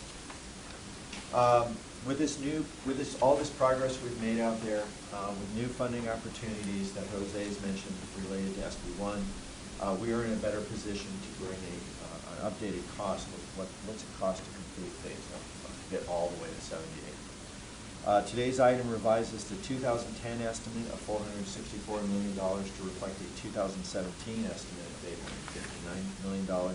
This new estimate reflects the completion of many efforts that fundamentally changed this project from what was originally envisioned in 2010. This project is now supported by all key stakeholders and is seen as a model for integrated planning throughout the state. In 2010, we were midway through the environmental process. Project alternatives were still being discussed, and we were actively engaged with our stakeholders to better understand the scope of the project that was desired. Fast forward today, all regulatory permits are in hand. Much of the project is shovel ready and ready to go. The following 3 slides kind of get into more detailed information about what caused the cost change. So construction cost volatility is the largest cost driver since 2010, probably accounting between 60 and 70% of the total project cost change. This slide represents the Caltrans statewide construction index. It's an index of 6 key indicators used, or 6 key items used in transportation construction. Items like PCC, steel, AC, excavation. The estimate provided in 2010 was based on unit prices from the bottom of the Great Recession. The prevailing wisdom at the time was the 2006 price spike represented an unsustainable peak, and that moving forward prices would return to their historical trend of 2 to 4%. If you go back and look from 2003 backwards, it was really a very flat slope, very consistent. It's only in the last 10 or 15 years that we've seen these large swings. However, since 2013, we've rebounded, and today's costs actually exceed the 2006 costs, as you can see. The volatility is the result of many factors that range in scale from global to local. As an example, structural concrete in San Diego. In 2010, Caltrans was receiving bids on large freeway projects anywhere between $400 and $500 a cubic yard. In 2017, both I-5 and Midcoast have received bids in excess of $1,000 a yard. Quite a substantial cost increase. The reasons for those increases are many. If we look at the structural concrete item, there's been a consolidation locally of suppliers, so we're getting fewer bidders. Our work is very complex, and so that, bidders would prefer to work on easier things, so we get fewer bidders because of that as well. So there's fewer folks out there. There's a lot of work in the county, and so the freeway jobs are a little tougher to do. Changes at the state level that modified mix designs. State legislation that modified compensation for the trucking industry delivering the materials. And lastly, the higher prices represent a return to more sustainable margins and business costs for contractors. Those costs in 2010 were very unsustainable from the contractor's perspective.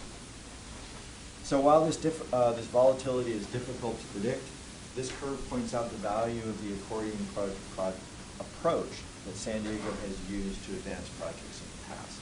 During times of falling prices, we've adjusted schedules, brought projects forward, and we've delivered them sooner. The opposite is true. As prices go up, we can adjust scope, we can push out schedules to match. So we try to be as flexible as we can. SR 76, Susan noted, was completed last year. It's a good example of how the curve can work in our favor. At the peak, the corridor had a program cost of $469 million. Susan pointed, we recently completed that, and over time we ended up to return to the region $70 to $80 million in cost savings, primarily because we were delivering it on the downhill slope.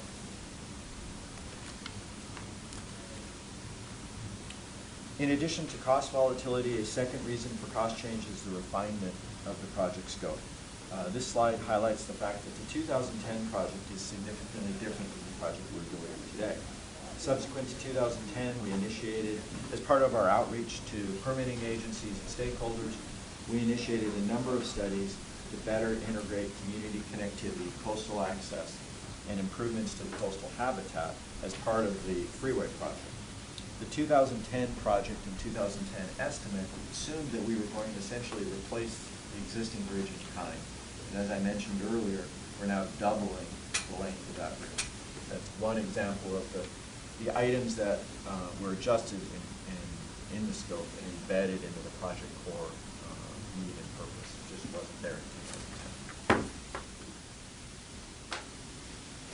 Last major factor I wanted to highlight is the progress we've made in completing the project design. As the project moves through the planning and environmental process, project costs are typically based on historical prices of the time for similar projects in the San Diego area. Once a decision is made on preferred alternatives and final project scope, more site-specific engineering studies are initiated. Examples would be geotechnical, constructability, and utility relocation. As an example of how those studies can affect cost, in 2010 we had assumed that the foundations of the new bridges at San Alejo Lagoon would be essentially the same foundations that we had out there at the time, the existing foundations. Those existing foundations, roughly 6 foot in diameter, 80 feet deep. However, after several updates to the seismic curves locally, after we've completed our geotechnical investigations, the new foundations are 10 feet in diameter, 240 feet deep, so roughly the height of a 20-story building into the ground. This is an example of drilling a 10-foot hole and division at 10 feet or 240 feet deep and filling it with concrete.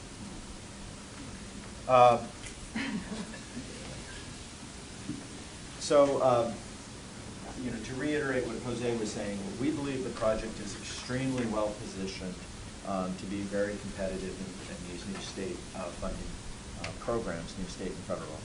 We are not only fully designed, we have a contractor in place, we're fully permitted, so any new funds that we receive, we can begin construction in 6 months to be shovel. We're shovel ready and can begin construction in 6 months. That usually puts us far ahead of the other regions. Revising the plan of finance estimate to $860 million will allow us to compete for those funds. Again, the project that's under construction right now is fully funded. This is about how far we go to the north. So depending on the level and timing of new funding that we receive, we will come back and adjust the scope and the schedule to match those new funding sources. That, questions or questions back to the Question back to the Thanks, Alan. That was great. I'm curious, whose jurisdiction is it to decide whether to add FastPass capability to those new HOV lanes, and then who's the beneficiary of any monies if that gets done? That's a decision that we make as a partnership, as a region. The legislation that enables us to put fast track in place on 15 puts the revenue back into 15 corridor and transit. On 5, it would have a similar requirement. The revenue coming out of fast track that would stay in the corridor. But I'm sorry, but so Sandag has the authority under state law to do gotcha. congestion pricing. So it's our decision and our So money. it would be the board's decision on whether or not to do that, and then there's specific requirements on how those revenues are used. But Alan is correct. It's basically generally wide range as long as it remains in the corridor and is used to improve mobility in the corridor. Gotcha. Thanks. That decision hasn't been made on this one. No, it has not. The assumption would be we would not, to date, the assumption is that we would not be pricing in effect till the 4-lane route there. If there's enough demand for those existing carpool lanes, there may not be enough capacity to warrant pricing those a single HOV. Okay, so just quickly to wrap up. So what are the options to pay for the I-5 North Coast Corridor? So what we would propose at this time is to have the board approve the budget level of $860 million, but we would also propose that the board consider 3 potential options to fund the $385 million. The first option could include funding this amount strictly with anticipated formula funds, including the anticipated STIP and SDP and CMAQ and others that we get. Using this approach would complete the HOV lanes all the way up to 78. But again, because it would be on a pay-go basis, the completion would probably stretch out to about 2024, 2025. A second option could include competing for some of the new SB1 funds that we've talked about. Those will become available, well, the calls for projects will be starting later this year. And so if the project is successful, it could begin construction as early as next year on the next phase of work. As I mentioned earlier, there are several SB1 related funding opportunities. The I-5 North Coast Corridor is considered a very strong competitive contender, although it would be more certain if we just did it based on our formula funds. It just makes sense to compete and try to secure some of those outside funds to try to complete this corridor. And then a third option would be to compete for the funds in the near term and then potentially supplement funding proposals with regional funds to enhance their competitiveness. So essentially it would be a combination of formula funds and competitive, trying to leverage one with the other. So construction of the HOVs, again, could begin as early as next year, assuming that we were successful with some of these competitive processes. And then for the other 2 projects, the 805 Soundwells and the Contingency Reserve, it's summarized below. And then just lastly, kind of looking further out, the plan of finance anticipates that between now and 2025, there's a potential for about $1.1 to $1.5 billion in combined regional formula and SB1 competitive funds. While some of these funds would be needed to address the budget issues discussed earlier, about $1 billion in new funds could become available that are not currently programmed for the mid-2020s. So it's important to stress here that these funds will be mostly available on a pay-go basis, and that some of them will be available for competitive processes.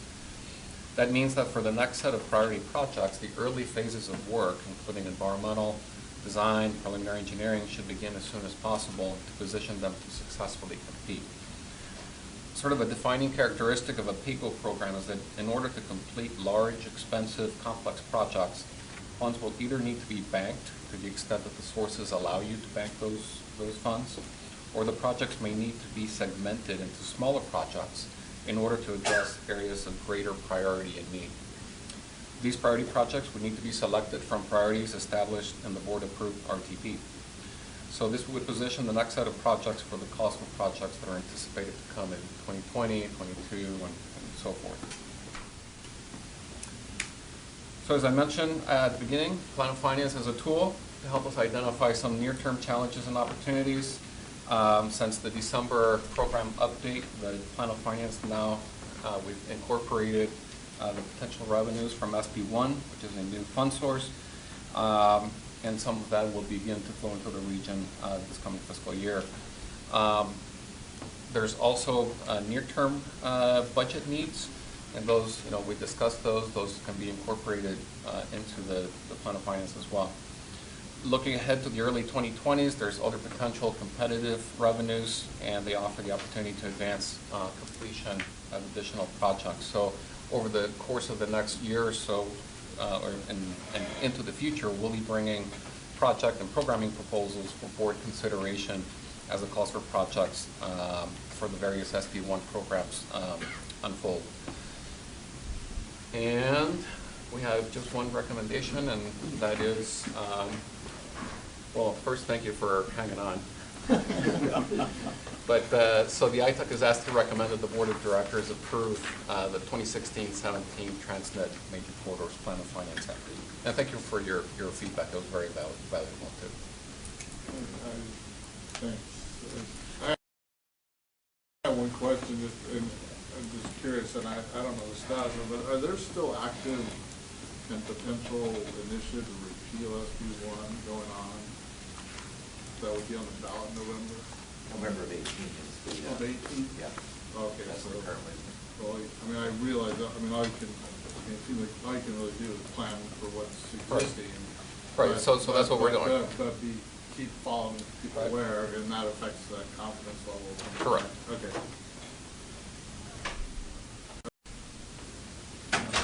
First of all, it's an excellent presentation, and the nature of your new plan and the additional content in there is superb, and really goes a long way to how an individual is much better understand.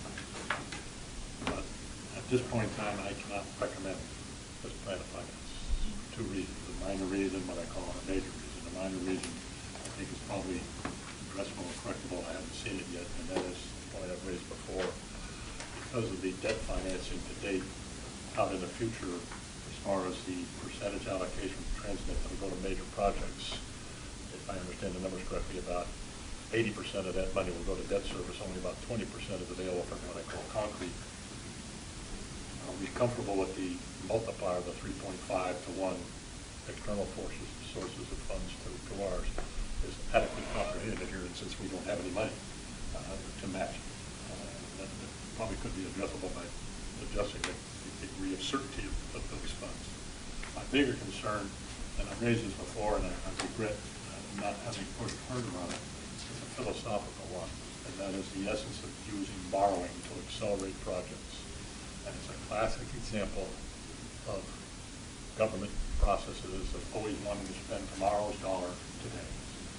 And we've done a lot of that already, but we still have a remainder of it yet to come this year. And I submit it's a very significant intergenerational robbery of future taxpayers for the benefit of the current taxpayers.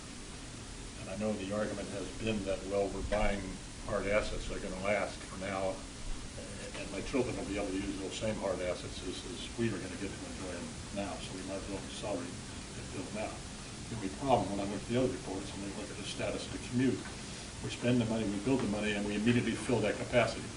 So the congestion hasn't really gotten any better. So by the time my kids are ready to spend their tax dollars, there's nothing left of those tax dollars are going to go for debt service. They're not going to buy any more concrete. They're not going to get any relief from their congestion that they're going to experience. Furthermore, with the technology that's been mentioned here, and I'm a huge believer in technology and the rapid rate of technology, particularly in transportation, the needs that my children and grandchildren are going to need and want to spend their tax dollars on are going to be totally different than what exists now. Yet there's not going to be any tax dollars there because they've already been spent by us today. So based on that, I'm philosophically opposed to the idea of borrowing to accelerate projects for today's taxpayers and let our children and grandchildren pay the price and not get any benefits.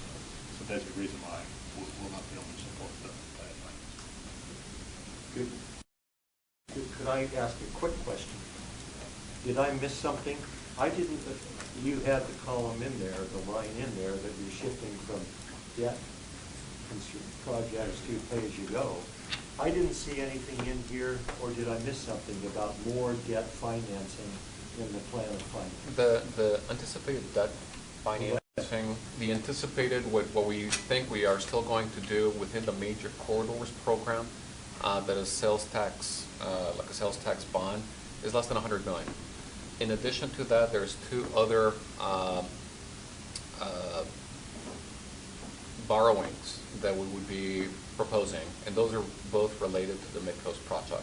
To the NCC, to the North Coast? No, to the Midcoast project. Oh, the Midcoast Yeah, project. so one of them is, it's called the grant anticipation notes, and essentially those are guaranteed, if you will, by future FTA dollars that are already committed to the project. And then the other one would be to take advantage of the TIFIA loan. TIFIA loan locked in an interest rate, but we don't have to draw on the loan yet. So it would be to cover the near-term expenses. I hear what you say. Go right ahead. If I'm understanding the numbers, maybe I'm not. The TIFIA is $537 million that has not yet been drawn. That's not. It doesn't have to be drawn if some of it we need. I thought you had another $270 million of senior lien tax bonds coming. Right. So what I said is $100 million would be for the major corridors. The remainder would be to cover needs for the environmental mitigation program and for the bike program. Conceptually, those two numbers are additive, the 537 and the 270. Yes. The GAN loans, you educated me. Right. Those are going to be repaid not by tax Transnet money, so it would be federal concern there. Right. But you got $750 million of new debt, that's committed but not drawn. New debt that IRU could be not spent. Project would have to be delayed, but there's money for my grandkids to buy new projects. Okay. See, I believe that a plan of finance is a good document, something that we need to be looking ahead. If you do wish to vote against it, which I respect, and I don't know yet, I've been listening to how I'll vote, could you qualify why you are voting against it, which is that you are against adding more debt? Or using the existing committed debt and drawing on it. That's the only reason I think it's the rest of the plan is superb. It's a huge improvement over what we've seen before in terms of understandability, but it has a philosophical issue of using debt. Simple as that. I guess one of the, I look at this construction cost index deal, and I look at where we spent a lot of that debt is down here, and I feel like from what I know and what I've heard, and as we've gone along in these meetings over the years, I think that we've got a lot of value out of that. Now we've seen in the last, less than 10 years of 40% increase in construction costs. So that coupled with the fact that I know we use the capacity as we do it, but if we didn't add capacity, we'd have gridlock potentially. So I just kind of counter thoughts to what I hear what you're saying, but I see value in some other ways. I agree fully with your point. We have benefit from being able to spend money now in low interest rates, low cost environment. But it's still spending money for the benefit of today's taxpayers. And my grandkids are going to want to have the highways redesigned because of autonomous vehicles, or we want to have tunnels under the ground. But Musk is going to prevail, and there's no money for it because we greedily consumed it all to relieve our gridlock. If we didn't have the money to relieve our gridlock, maybe we'd alter behavior around here and people would think more transit of necessity. But we facilitated borrowing from our grandkids to solve those problems today. All politicians do this. They've never seen a dollar in the future they didn't want to spend today, and this is just another example. If I can just, for point of information, a couple of things. So first, for absolute clarity, the monies that you're assuming are available for the projects are net of whatever debt service obligations we have, right? So we're not double counting revenues to say that we can spend revenue both on projects and on debt service, right? Correct. I mean, so the money that we're showing is, first, the costs that we're showing are the capital project costs and debt service. Right. And between those two, you get a dollar amount. Right. So the cost of the debt is built into Yes, the... it is. Right. It's on your chart right here. Yeah, no, I just want to make sure it's clear, Debt so... service. Yep. Yeah. And then the other thing I was curious about is, would it be accurate to say that the historic 3 to 3.5 times kind of match is a correlational calculation? It's not that those outside dollars are formulaically tied to the revenue. So I think to the point about if the Transnet revenues are being used more for debt service, would it be fair to say that that doesn't disadvantage Sandag in its ability to still attract 3 times that number in outside financing sources? Because those outside financing sources weren't looking to match that spending on a project basis. It's just that the 3 times just happens to be the relationship between the numbers. Do you know what I'm saying? Yes. Yeah, So I think you're I good. don't know if that helps you. I said that's the minor issue. It is Okay, critical, but but it's my understanding of the what I call third-party money. Some of it requires matches, a lot of it does not require matches. Correct. Yeah, Some that requires matches, we won't be able to play. there's a lot of money that we currently get and that we anticipate to continue to get. That is, in addition to the Transnet dollars, that are state and federal dollars that are coming to the region, and we expect them to continue to come to the region, that don't require a match, in the sense of that we need to have, sales tax dollars, for example, in order for them to come. In some cases, they do need to be matched just, internally, but it's not something where we have to have sort of a pot of money to attract additional funds. As I said, that was the minor issue. Yeah. We've raised In fact, this some of before. the formula funds that we get, state and federal funds, serve as an attractive feature as we go for some of the competitive funds. I think I will be voting in favor of it. And I respect your right to say no. I respect your right to not say no. So I disagree with you. Just qualify why you are voting no when you do so. And the reason I'll vote in favor of it is because we're doing huge projects like the $1 billion North Coast corridor, and I don't see how we could have done that in a feasible, economical way on a pay-as-you-go basis. I just don't see how you could do that sort of thing. I use that just as an example on these huge projects that we have. And his point is good about taking advantage of striking while the costs are low and interest rates are low. I might sort of give you a call. So, Mosey, do we need to have a recommendation for this in the vote? So, anybody want to make a motion? Or I'll still make a comments motion that we want to to address? recommend approval. Second? I'll second that. The engineers. So before we vote, just additional discussion point. I have to say I tend to agree with Dick with regard to the impact on congestion. I think it seems like everything I've seen is that it's a fallacy to say actually ever really improve congestion. You're lucky if you kind of just keep up with the growth, right? But having said that, I'm curious, as part of the looking out the 40 years.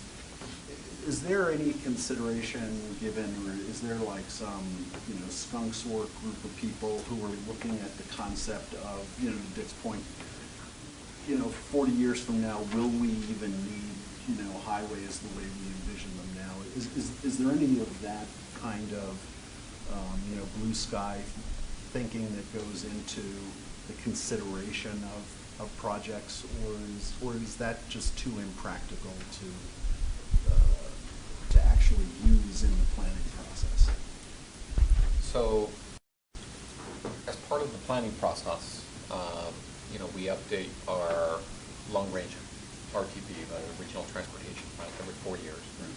And so, as part of the current update, and sort of continuing the conversation from the previous update, we keep hearing about these new technologies and what they may bring.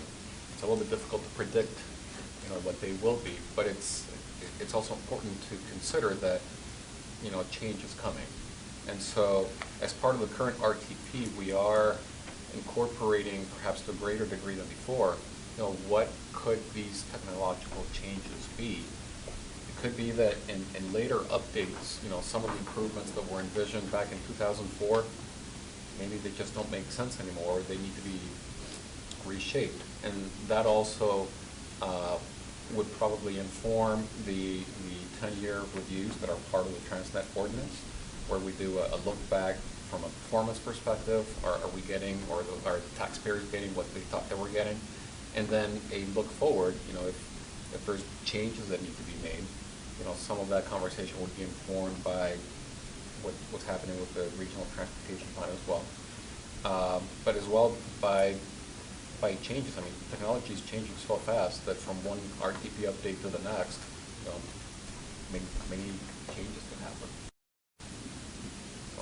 And Jose, I'd like to maybe push back a little bit that the projects haven't resulted in significant benefits to the users. I would say that I-15 is a great model where you've built those express lanes.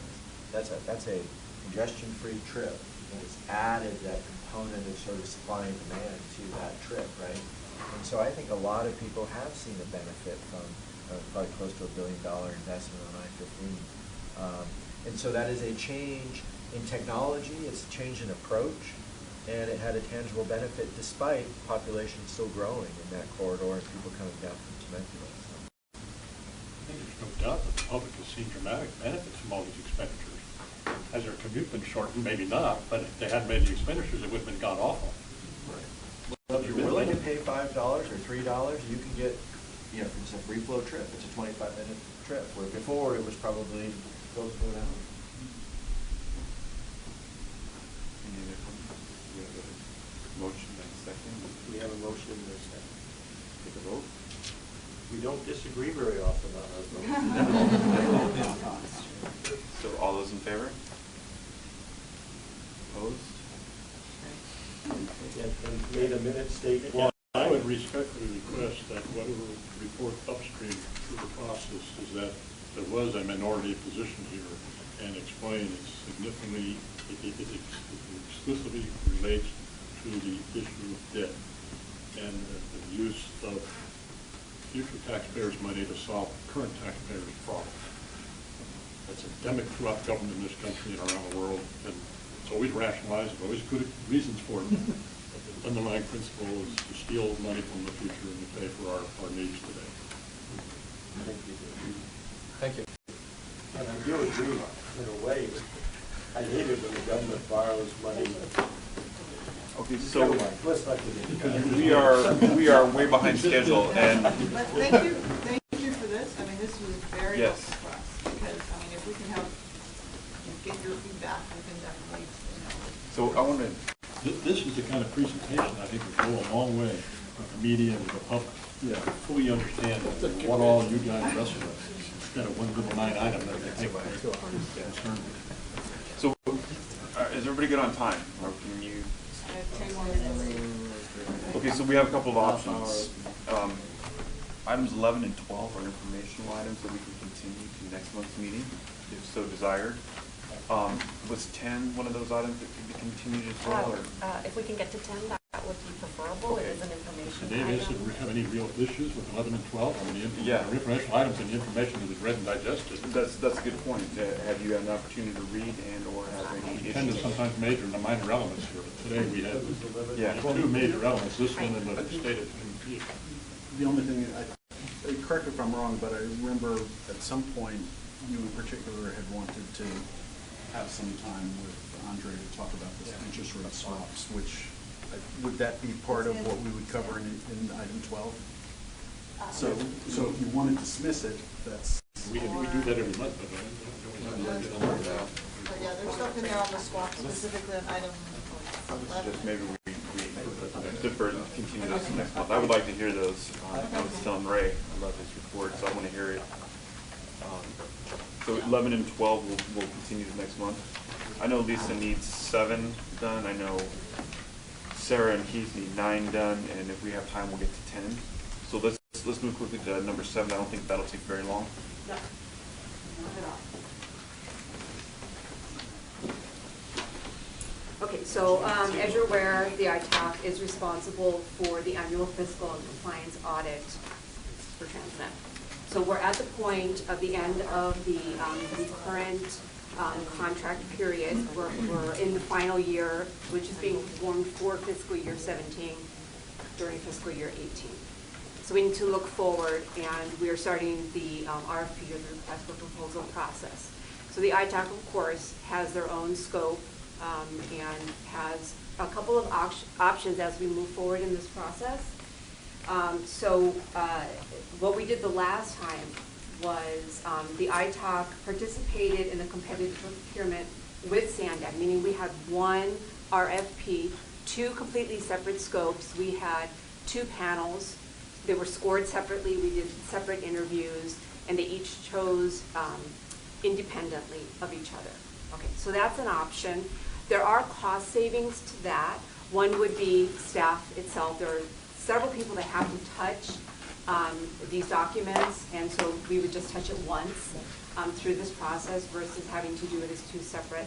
There's also, on the SANDAG audit side, we have another compliance audit where the auditors have to go out to several of the local jurisdictions. So if we do a combined approach, we ask for a cost of the SANDAG scope, the ITAC scope, and then a combined where we ask for a cost savings, because now they're only going out to the jurisdictions once, right, for the Transnet and then for our TDA. And that would be a cost savings on your side with the ITAC budget, your funding. And then, of course, the other would just be do it independently, completely separate process where we would produce a completely separate RFP and separate from the SANDAG. So what we're asking today are 2 things. Which approach would you prefer? And then we would like to have a panel chosen so that we could work with that group, it could be a committee, to build the scope, and then also they would be the individuals that would be part of the scoring and then the interview process. I'm thinking January is when we're doing the interviews. We would like the contract in place by the end of February, and there is an audit for this. So and that takes 60 days, or I'm sorry, 30 days. 30 days. 30 days. So if we would be right on track if we had the interviews by the end of, or sometime mid-January. So thinking of your own time frames, your availability, so 2 things. Combined? Lisa, to your first question, we did the joint process before. Was there any negatives that unfolded from that joint process, or were there all positives because we No, saved yeah. money? Yeah, we prefer it because it really saves us time, and then there is a cost savings to you. The prior folks in ITAC, the reason why this is brought up, because philosophically, I think Jim Ryan, who was one of the representatives, or Brad in that role, felt that you needed 2 separate processes, even though the auditors would abide by all requirements and stuff. They felt that whoever was auditing something for SANDAG shouldn't be auditing something for ITAC. I think the rest of the folks thought it was fine, and so felt that if you did the combined process, you could still have the option to pick. Right, exactly, Pick absolutely. 2 different separate one, but for procurement ease and efficiency, that the combined thing was reasonable. So when you advertise the procurement, you basically tell them that we have the option of combining or. Right, they can just choose one. And they price it both ways. Okay. Yes, absolutely. I made a motion, we do that again.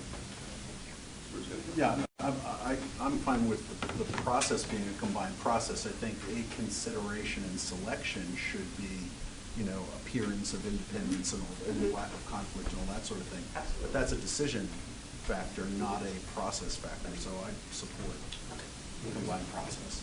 Got a motion? Well, I guess, Yeah, I think we. I'll move to approve a combined process then. Do we need to do separate individuals? And then, yeah, so if we could Okay. have the panel. Do you want us to do one at a time? Do a panel now? If we could choose a panel now so we can start on the process. I reached out to Brad and Caitlin. Neither of them expressed any opposition being on this panel, but What happens when you don't show up? I wanted to give everybody here the opportunity first. I'm happy to do it. Okay. You know, if you want to pin it on them for not showing up. Or I'll do it. Yeah, I think Dick's got relevant. Let's do a tone by song, Okay. disrupting the meeting. we got two. Alfred, okay. And Kai? Orman, Or- Yeah, Do you need someone else? We usually have, Three voting? well, let's see, three voting. So Tracy, We can have up to 3 voting. can Tracy And then count? Tracy, absolutely Tracy. Yeah. We would have, if you need one more voting, is that correct? Yeah. Okay, Kai or John? It's up to you if you want to do it. I'm sure. Okay.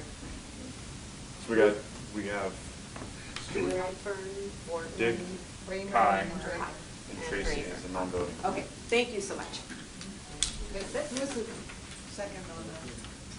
I don't know if there was On a the second. motion? I think I heard a second. Propose and I second. All right. Thank you. Oh, yeah. Do you need to vote? Yes. Yes, you need a vote. You need to vote. Oh, we need to do it all in favor. Oh, sorry, we need to do a vote. All those in favor? Unanimous? All right. Thank you. All right, now we're moving on to item number 9, Sarah and Keith, EMP. Good morning, it's still morning, Jess. So we're going to shorten this, so please forgive us if we skip some slides or move quickly through this. So this is a discussion item. It includes 2 parts. First is going to be some information on an annual allocation of $4 million for regional management and monitoring, and then second we'll have some information on a proposed 9th cycle of the management grant program. And today the ITALC is asked to review the information that's presented and give us any feedback to present to the board of directors. I'm going to skip through some intro stuff here. The one thing I do want to mention is that the Habitat Conservation Fund, which is part of the Transnet Ordinance through the EMP, we allocate $4 million annually through an MOA that was approved back in 2008. It was amended in 2013. Every couple of years there's a 2-year work plan which is put together. It was last approved by the Sandai Board of Directors in September of 2016. And then the work that's in that work plan is carried out through contracts and then also through the Land Management Grant Program. So I want to direct your attention to pages 5 and 6 of your report. I think that's where you'll get the most information on this fiscal year 2018 funding. So the 2-year work plan that I mentioned before that was approved by the Board of Directors in 2016 includes the tasks that you see there on pages 5 and 6. The item today doesn't include a request to add any new tasks to that. It's simply to allocate $4 million in fiscal year 2018 funding to implement those tasks that you see there. They're broken down by strategic goal that you can see on the screen here. So to promote key sensitive species, to promote native vegetation communities, to improve wildlife movement, and then also to promote regional collaboration. So as you read through those, you'll be able to get some more information about the specific tasks that we have planned for fiscal year 2018 under each of those goals. I will point your attention to line 2.7 on that chart though, and you'll see that there's $2 million available for an additional cycle of land management grants. So by way of background, I'll just summarize this by saying this is our proposed 9th cycle of the program. We've awarded about $15 million to 98 previous projects. And the EMP working group is recommending that we go forward with another cycle of this land management grant program. So kind of the meat of the proposed 9th cycle is up on the screen here. There are not many changes that are proposed to this 9th cycle if you compare it to the 8th cycle, which we just had about 18 months ago.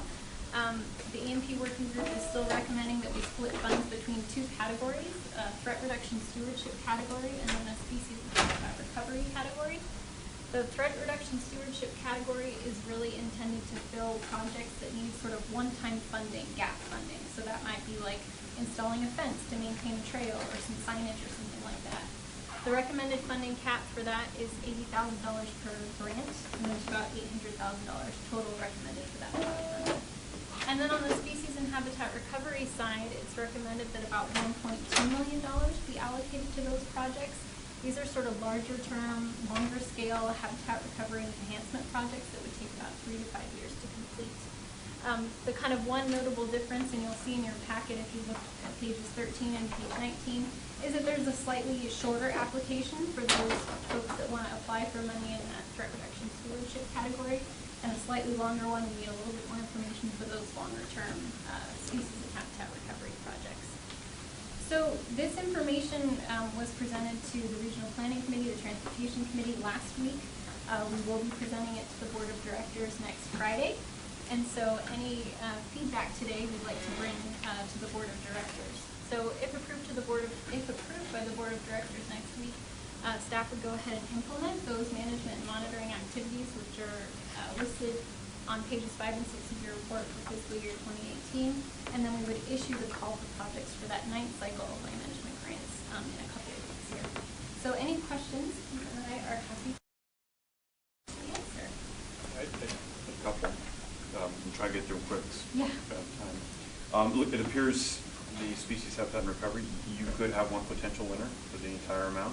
Yeah, so on that species and habitat recovery category, there's $1.2 million allocated, and you're right, the funding cap could potentially be $1.2 million for one project. We won't know until we receive those applications and they're reviewed by the evaluation committee how that money will be divvied out or how those projects will be ranked, but potentially it could go to one project, yes.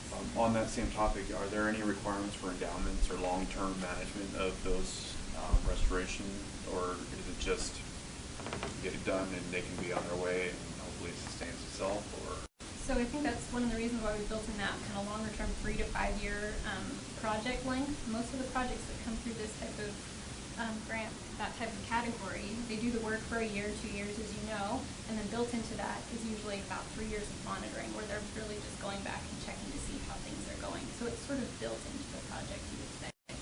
well, I was thinking longer term. I know some of the stuff that I'm working on, Coastal Commission has indicated you need an endowment to manage this in perpetuity, at least term nesting habitat sites. It's a little bit different than, well, no, it actually is not. Is there anything built into this? So the only thing that I would say is that in that category, matching funds are required, or sorry, not required, but they're taken into account on the evaluation. So there's typically more money that comes into those projects than just what SANDAG has. But after that 3 to 5 year project time frame, which is what you're saying, is there any need for an endowment or anything like that? No, there never has been. Not for endowment. This is gap funding to help land managers get over a threshold. Anybody who's managing land already has capacity to do that, but so no endowment is being proposed or required as part of these grants.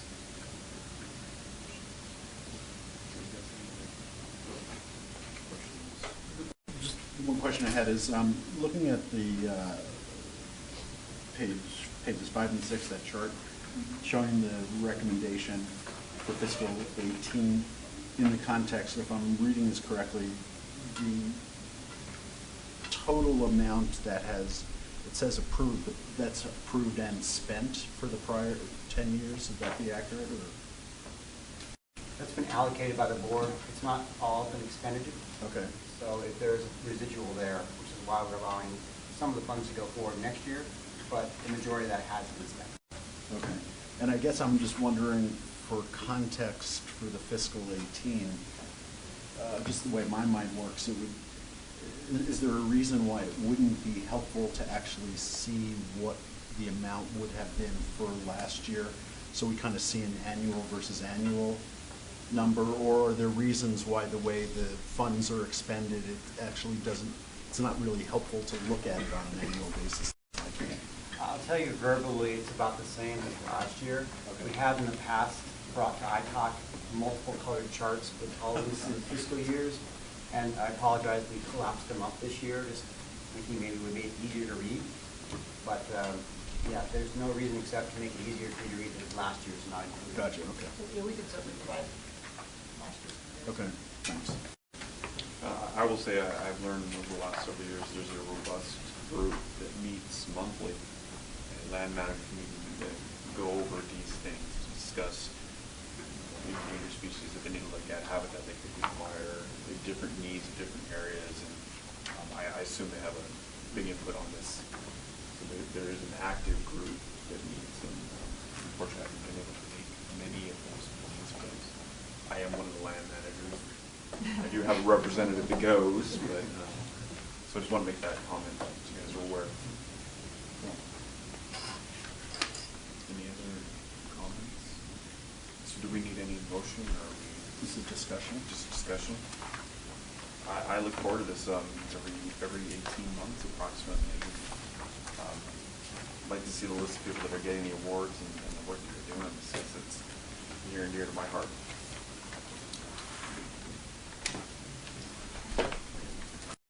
Thank you. And so, do we officially have time for 10? Does anybody have to go? 5 or 10 minutes. Is that enough time, or? The question is, what's the timeliness of the need for our input on this report? Does this have a deadline that if we don't apply now, or ever hold our peace? The performance audit takes a look at the state of the commute, as the 10-year comprehensive program review relies on this information as well. So to the extent that we could get your feedback, it would help us in terms of our timelines for both of those projects. I have time, so. I'll stay. I'm good. We have the room. Yeah, we have the room. We're good. To me, this along with the plan of finance is very substantive compared to some of the other activities we do. Okay, great. Real meat here. You do have a large format there. I don't need my glasses. Thank you for giving me something we can read. Sorry about that. So that's an obvious, depending on how I may mid-discussion. We don't need to have a quorum to continue the direct. It's information. I can do a formal thing, or I can do Q&A. I want to be respectful of your time, so. I think we're good, and Kai will depart when he needs to, so I would appreciate that. And at the end, I would invite you to send any comments to Ariana that come up. I would appreciate brevity.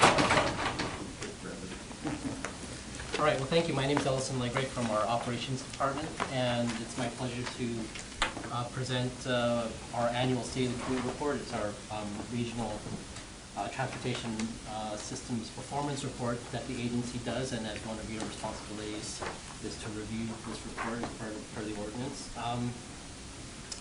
The report has been redesigned from previous reports you may have seen. We're down to about a 15-page large format info bulletin, as we call it. We've done this so that we can streamline the report, which had a lot of charts in the past, and now we've streamlined it and tried to incorporate more infographics. And we really want to get this is an annual report. We want to get this information out to you and to the public as quickly as possible. So, so your input in terms of how the report looks and feels, we'd appreciate that kind of input as well. So, I'll give you a high-level overview of this year's draft report, and this year's report actually covers the performance for calendar year 2015 as well as 2016. So on page 1, is what we're calling our executive summary. We went the infographic route, and so what we've done as we're deciding on a theme for this year's report is we had about 10 plus years of performance data, and we wanted to kind of look at all of it with sort of retrospective towards what happened with the economy since about 2006, 2007. So what we put in the infographic is sort of the socioeconomic and performance trends in 5-year increments. The first 5 years being when the economy was doing well in 2007, and then in 2008 and 2009 we went through our economic downturn. and sort of rolled out the economic doldrums until about 2011-ish. And what we see from the data is from about 2012 to 2016, you know, a cycle of economic recovery. And so what we're showing here is population, employment, and regional productivity in those 5-year increments. And then we've added, on the right side of this graphic, not necessarily on the report, what that 10-year trend has been. So population and productivity in the first 5 years stayed positive through the economic recession, and the employment numbers you see there from 2007 to 11, -5% for civilian employment. Again, robust economic recovery from 2012 to 2016. So from a 10-year perspective, you know, our population was up about 10%, civilian employment over 7%, and our gross domestic product 31%, and that's about 11% in dollars. All right, so on the performance side, you know, all of that economic loss and drop in economic activity in the first 5 years of the last decade, you know, led to peak travel on our regional freeways going down on the order of almost 9% in the first 5 years. That associated BMT drop led to a peak freeway delay of over 40%, and there's a lot going on there that we hope in this report and future reports we can kind of get into all this delay that was either caused by the drop, you know, due to just demand. One of the things that we'd like to highlight, and you've spoken about it in previous agenda items today, is we were actually very productive in constructing things during the first 5 years, and a lot of the delay that you're seeing there is, you know, freeway construction is great in terms of productivity, but it also causes its own set of freeway delay in and of itself. So, but the 10-year trend for delay is almost 50% over that 10-year period. And so again, minus 43% in the first 5 years, and then a positive 143 in the second 5 years. And so you can kind of see the story of 2 different 5-year periods with regards to delay. This is a very significant point on this chart. This one I moved to earlier. And it's very significant tonight, just by the break of the calendar, your 10-year period goes back pre-recession. So I know there's a lot of people that try to make excuses for today's traffic because they say, well, you're just remembering the slow period back there during the recession when there wasn't as much traffic on the road, and now that the economy's rebounded, thankfully, we've experienced it. But this goes back as a baseline pre-recession. And we have a 48% increase in freeway delay. Do you have a judgmental breakout of that, of how much is internally caused because of our construction versus just the amount that's because of population growth and increased? Yeah, that's something that we hope in future reports we can kind of break that down. It's pretty complex, you right? You don't have any gut reaction. Was it half or is it? Yeah, it really depends. We in terms of dissecting where on the freeway it's happening versus what would have happened if that construction project hadn't occurred. That's something that we'd like to get into. The thing that impacted me with this, and to me this is the marketing campaign for the next ordinance initiative, is we spend all this money, we've all donated our taxpayers, and we got this much worse. And the only solution is either we have to alter our behavior or we have to pass another ordinance so we can pour more concrete out there. And to have a 48% increase in delay is staggering. It's no surprise to the people on 805 and 5 and the commute traffic, but it's a staggering statistic. How are you doing these 10-year out, like the transit numbers? The two transit numbers, the 2 5-year periods don't, the numbers don't correlate. The optics, it's a little awkward because we're just taking the bookend years on those. The what? The bookend years, so it's basically comparing 2011, 2007, oh, 2012, 2016. It's just 2 different years. Yeah, versus, that's all. It's not trying to. Recession period and growth period. Okay. I think the 10-year number. We wanted to do the story of 2 5-year periods, and what didn't make it in print is that 10-year trend. Yeah, I got it. Okay. Thank you. Sure. So on the transit side, a little slightly different story with transit because You know, in terms of our fixed route services, that's been increasing over the last 5 years. There's lots of interdependencies with where people live and work and the cost of gasoline. But what we've seen in the first 5 years for both transit boardings and travel is, you know, a modest increase even during the recession. But as the gas prices were pretty volatile up till about 2013, 2012, we've seen a slightly less on boarding side and a somewhat of a flat or slightly increase in transit travel trend for the second 5 years during our economic recovery. And you see the net, our transit boardings and travel is up compared to 2007. I don't know how you separate this out because not every member of the population is the same, but superficially, if you net out the population growth from the transit boardings, it would say that, you know, there's been basically kind of negligible increase.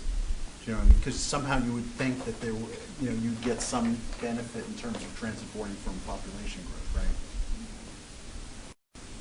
You know, we've struggled with that even on the highway side. You know, right. We used to carry a metric per capita, and one of the things that staff thinks about is it really the residential population that's driving, especially in this county where people are coming up from Temecula, they're not counted. People are coming up from Mexico, they're not counted. So it's a little, we think it's a little bit tricky when you try to look at things per capita. But certainly this is something that we can continue to have that discussion. You know, with your input as we move forward with this report. We've kind of taken that per capita measure out for now, but it's always something that we can calculate and have for you or the public, you know, at any time. Yeah, I'm not saying it's easy, but just intuitively, you know, just a sort of a naked increase in boardings, it just begs the question, well, if the region's growing in terms of number of people, presumably that's going to have at least some contribution to the number of increased boardings, too. I got my colleagues from Transit Planning. That's certainly how the model, Can you, the transportation model acts. It's taking in population increases and employment increases and expecting transit to rise. The current last couple of years has been an anomaly. So transit's hit. In that last couple of years, 10 years it's up because it is pre-recession years and it's a long time. So it has risen, just not at the same rate. I think that's mostly because of the last couple of years. Yeah, so going back to Dick's point in terms of, you know, return on investment of the dollars, that's even sort of a scarier trend, right? It's far worse than what you're saying because, well, you mentioned it briefly there. It's not shown here, but it was in our notes here. Last year, transits went down 7%. Down 7%. It's staggering. You know, 1 year doesn't make a trend. But your note here says it's indicative of what's taking place across the country. And to me, that's a staggering variable of the amount of money we're putting into transit. And we have all this segment of our population that argues we should be devoting more money to transit and less to highways. And the taxpayers voting with their feet, 7% reduction in transit, despite all these new benefits we've got. And to me, I'm really struggling with the causation of that. Well, transit advocate gas prices are usually a big correlation with that. Gas prices are just super low right now. That dramatic of a correlation. It is. Gas goes up by transit, gas goes down, I drop. If we could double the gas price, we could get double-digit increases in ridership. That's amazing. I would think delay on the freeway is a bigger motivator for me to get on that. That's a part of it as well, and that's probably, we're hoping it's lagging behind the delay that's occurring right now, but it still hasn't hit. But a 48% increase in my delay time, I think it would have hit me already. 7% decline is really the detail, so it's staggering. I think a good new measure may be to do it as with the population growth. I like that idea to show. Well, it's horribly complicated because also one thing that always stands in my mind is I can't remember if it was Ray a couple of years ago at the board retreat showed the mapping in terms of where people live versus where people work. So clearly with regard to transit, there's also the question of where there's increase in population and how closely that maps to where we've expanded transit, and then also where the increases in jobs are in terms of whether transit is getting people to where the increased employment opportunities are. So it's an incredibly complex equation. So the more you're talking, the more emphasizes to me that the message to the public should somehow comprehend the point you're making, because it's not reflected in these numbers. This number would say, geez, transit's up 2.8, isn't that wonderful? But the population's up 5%, no, it's not wonderful. And the more recent trend, and again, 1 year, but there's a hell of a message out to the public, particularly with the initiative to reconfigure the voting on Sandag and everything, where the outlying districts who don't want to see anybody paying for mass transit. There's some real data here that behind the surface that carries a lot of meaning to the public. To the extent people read this, to get that message across. All is not copacetic in transit, notwithstanding those numbers there. Well, we're hoping that the pages that come after this kind of tell them, more of the detailed story behind these high-level numbers. So, again, in the interest of time, I'm happy to walk through, the remaining pages, just sort of what's in here. I've given you the high-level findings through the infographics, but I can kind of walk through some of the key features of the report, if you like. So this term, brevity. Yes. So, on page 2, we've spent some time working with our census data from the in terms of how people get to work and travel time to work. If you look on page 2, we on figure 2.1 right now takes about 26.1 minutes, or that's what the number was in 2015 in terms of travel time to work. Table 2.1 shows how that ranks amongst the 20 largest metro regions in the country. We're 19th. I've thrown in sort of gross domestic product and how that ranks as well, to kind of show you that interplay between the journey to work and how long it takes people to get to work, as well as the regional productivity. We come in 16th in gross regional product in San Diego, and coming 19th, so we're kind of at the bottom of the top 20 with regard to that. That's figure 2.1. Just sort of to further complicate this question, is there also similar statistics in terms of distance? That is one of those questions that people are always asking in terms of, is that ever measured consistently? The answer is we haven't found it yet in terms of, does the census do it? Travel time is something that we get. In fact, 2016 numbers come out tomorrow. We'll update this tomorrow. But travel distance is one of those that I yet to see from any kind of source. This time in relation to distance would be a particularly insightful thing to see. You'll see like number 4 there on the list is Riverside, San Bernardino, which doesn't really come in that highly in terms of gross domestic product, but it's work and travel time, because most of those folks are coming from, jobs poor, housing rich, Inland Empire, and going parts west and south to work, right? They're coming down here to work. So that's, so we have a page for commute basics. Page 3 gets into the highway travel that we've talked about at a high level. We put some different charts in there in terms of how folks are traveling during the day and during the week. I'll just make note that on figure 3.1, just less than half of the travel on the freeways in this region actually happened during the 8 hours of peak commute times during the weekdays. Figure 3.4 down in the bottom right shows that it's actually Wednesday and Thursday that have the highest travel during the week. And this is during the peak period on Monday through Friday. AM or P? Yes. Which peak, AM or P? Both combined. Okay. And you see Monday bringing up the rear down there at the bottom. What I'd like to note on figure 3.4 is, Monday really dropped during the recession. That gray line you can see, that was sort of a leading indicator for us in terms of how much it really impacted, loss in jobs in the region, so on and so forth. So Page 4 gets into freeway delay. Again, this is chock full of data.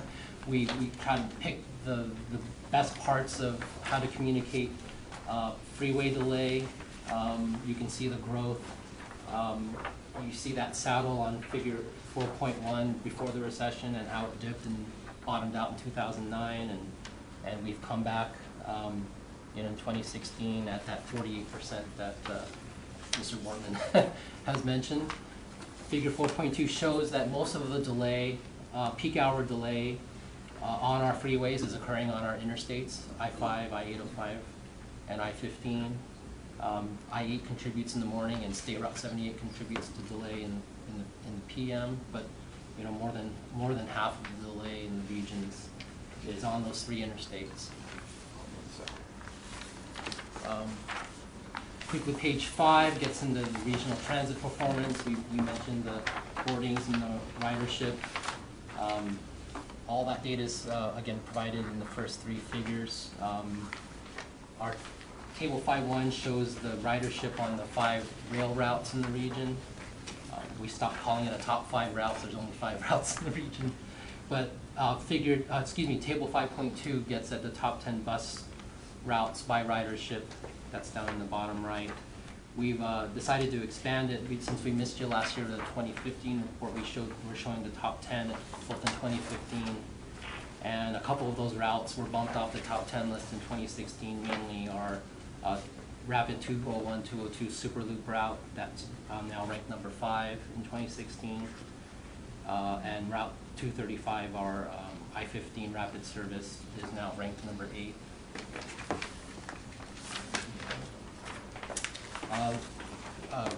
Page 6 is something that actually we'll ask that you review. This is formally review. These are 6 figures in terms of Transnet funded rapid and rail services. This is something that we're housing within this annual State of the Commute report. So my colleague Brian Lane's asked that we report these 6 charts through this document.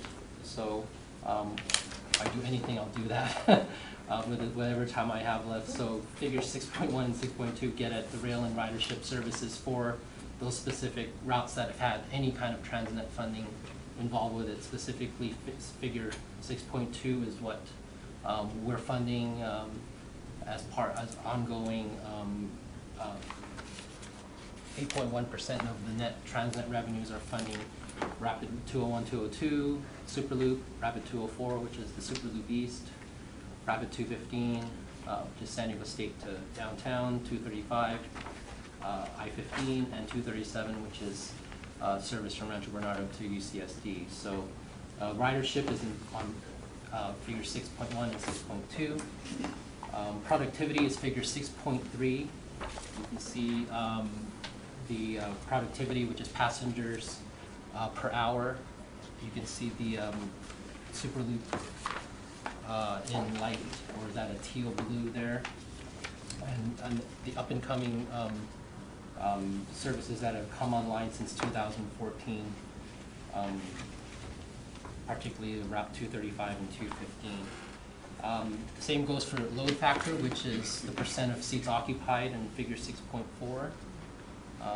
You can see the Rapid 235 that's starting up in 2014 is now exceeding 30% in terms of, this is an all-day load factor. That's the percentage of seats occupied. For context, do you have any perspective on what other major metropolitan area load factors might tend to be? Maybe it's all over the board and you can't even summarize it, but. I think average for MTS buses in 2016. Can you come closer to the microphones? Sorry, I believe MTS, if I'm remembering correctly, their load factor for all buses in 2016 was about 29. And how might that compare to some other major cities? Do you have any just broad sense for perspective? That I don't. Can you explain again what load factor means? You say it's the total minutes for the whole day. For the whole day. What's meaningful in transit? I would assume, what's the load factor during peak commute traffic? you know, how many people are taking a bus at noon? Some, but relative to commute, I would say. Between morning peak, midday, and afternoon peak, there's not much variability.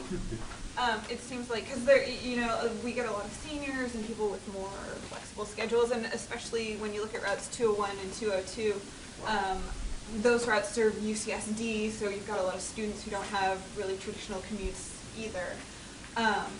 But it's like the early and the late is when you really see a drop off. I'm amazed to hear that, because all the same arguments about seniors, students, everything exist for driving cars.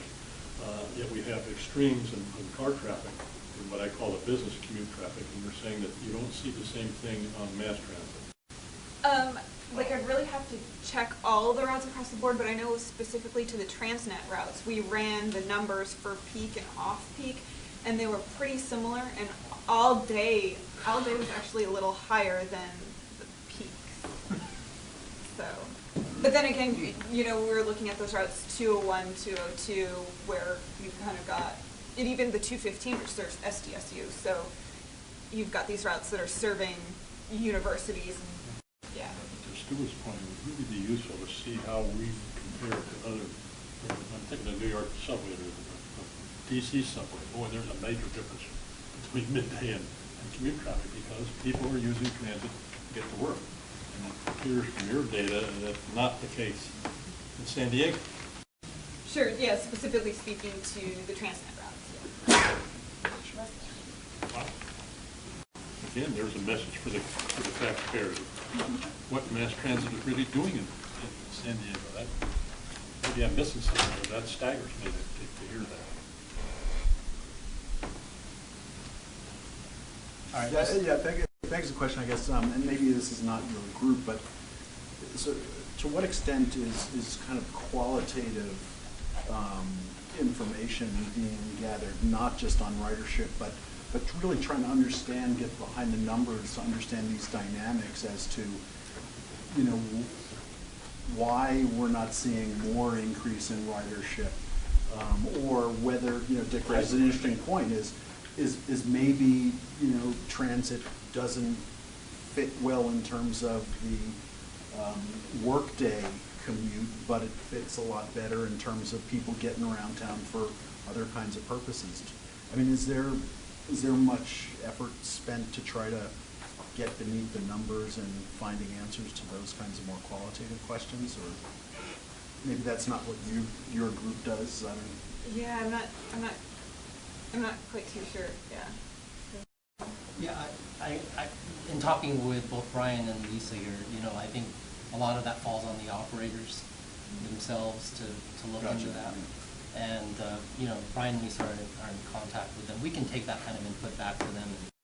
Well, I think it really goes to Dick's point, is that, you know, there's huge investment made by, you know, of Sandag dollars and other dollars obviously as well, and Transit dollars. It's really kind of, it's curious that we don't see. So maybe perhaps the comment, part of it, sorry, I mean, Alex is great, part of the operations team who works with Council on the state of commute. So what it sounds like, one of the current things that is, just to give you some general context in terms of the enhancements to the state of commute report overall. When we started this report, the kind of initial efforts on our focus on understanding the types of things that are available from a regional perspective on all these nodes. So we've gone through that process, we've enhanced the report. And keep in mind, this is kind of measured data, what's currently available from all transit operators and freeway systems. And we've come a long way since we initiated it.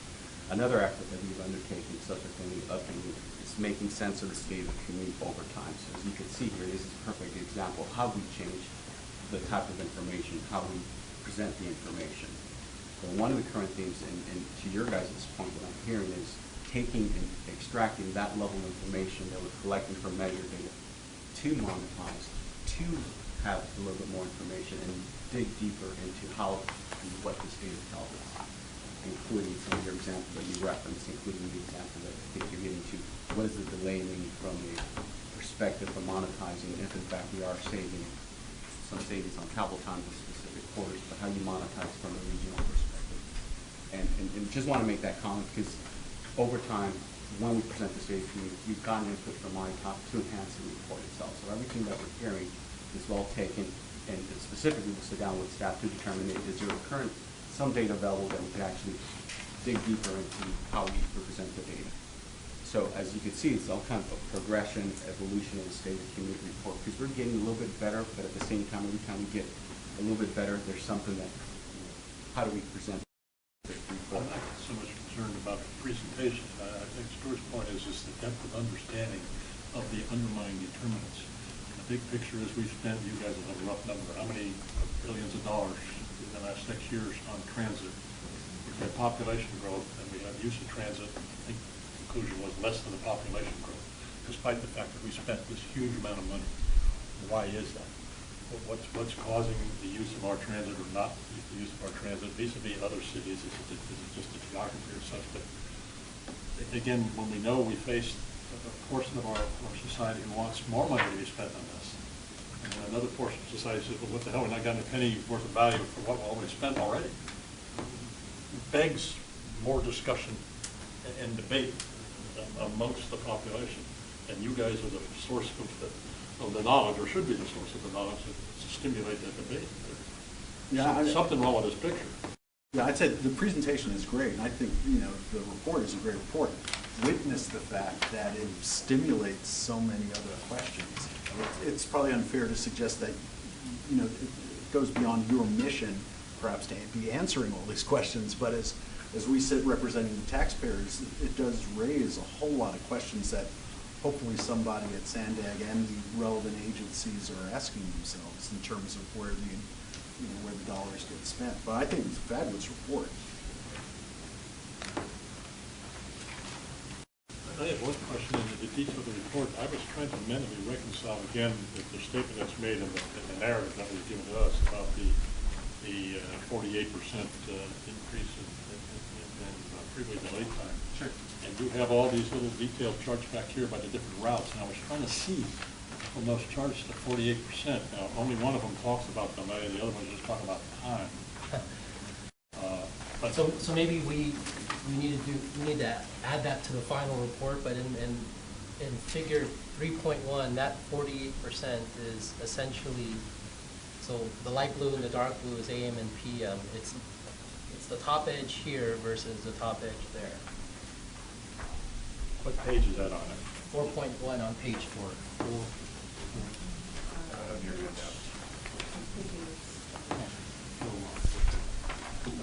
Page 4.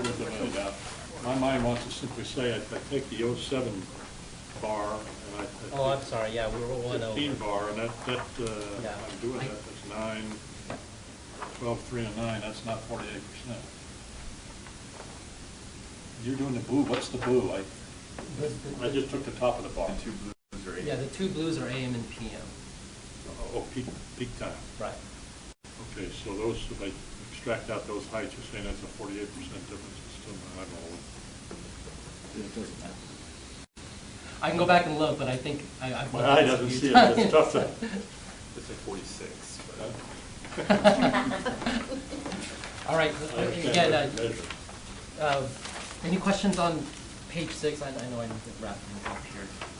The last couple pages, I'll get into our previous ways of looking at this stuff at the corridor route level. So we the rest of the pages get into more of a personal. Again, we can't guess what people's commutes are, but we think we've got the major commute routes down. Page 7 has the South County and the Sereno Valley. Typically, folks are taking I-805 for that commute. You see there a breakdown of delay and travel times. Travel times are up during the peak periods on 805, as most people in the room already know. Page 8 is the North County coastal, the Sereno Valley and downtown commute, using primarily I-5 to get to those two employment centers at Sereno Valley and downtown. Travel time is up there. I have one thing to disclose that in the draft report, that figure 8.4 is wrong. It's exactly the same as figure 7.3, so we're going to get that fixed for the final version.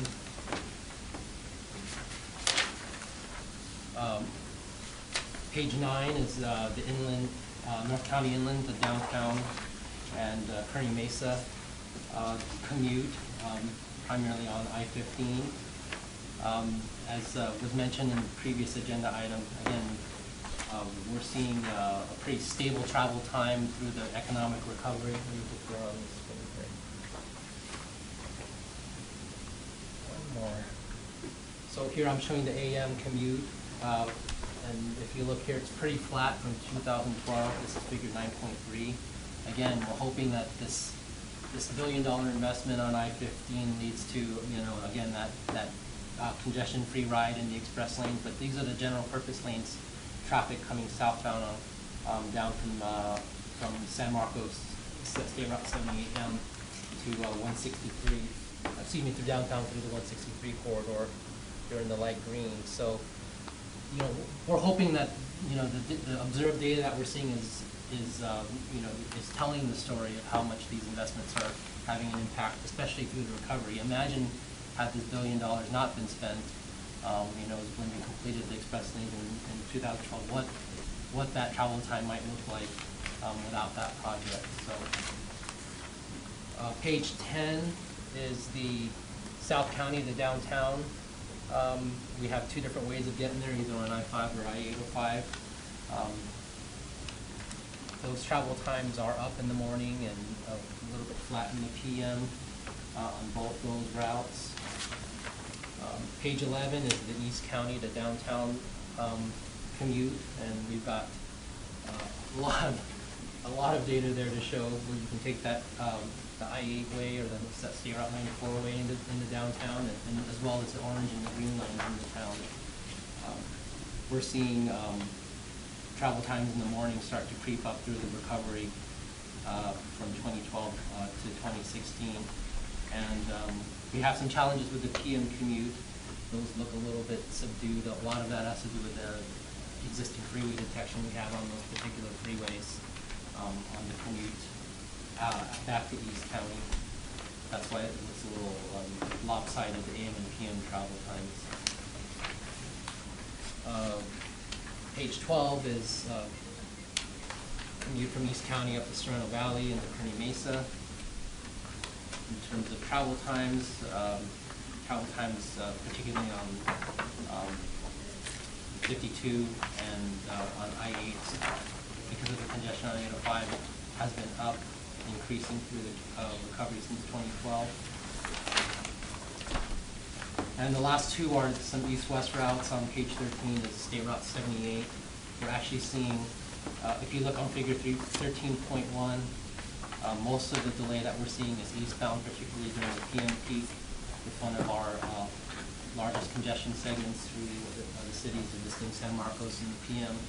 You can see that on figure 13.1. On figure 13.4, you can see the State Route 78 travel time eastbound towards Escondido. That's actually took a little bit of a dip in travel time in 2016.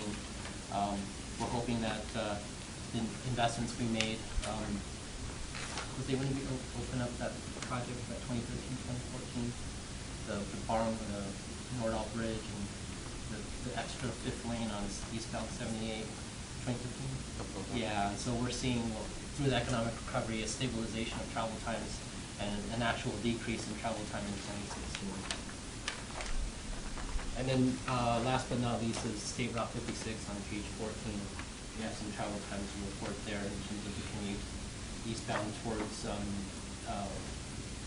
Carmel Valley, as well as westbound towards Carmel Valley and eastbound in the afternoon towards I-15.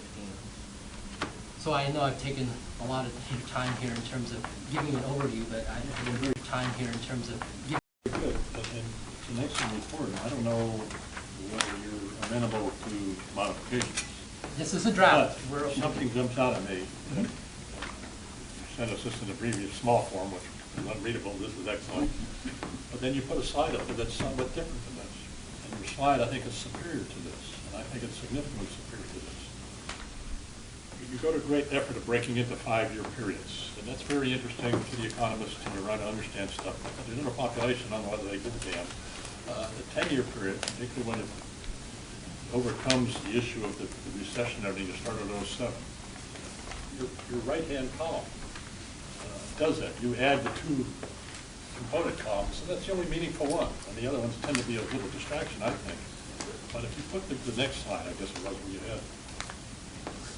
If you just put from the previous slide the one-line population growth at the top, and forget those component 5-year periods, leave them there, but emphasize the right-hand thing.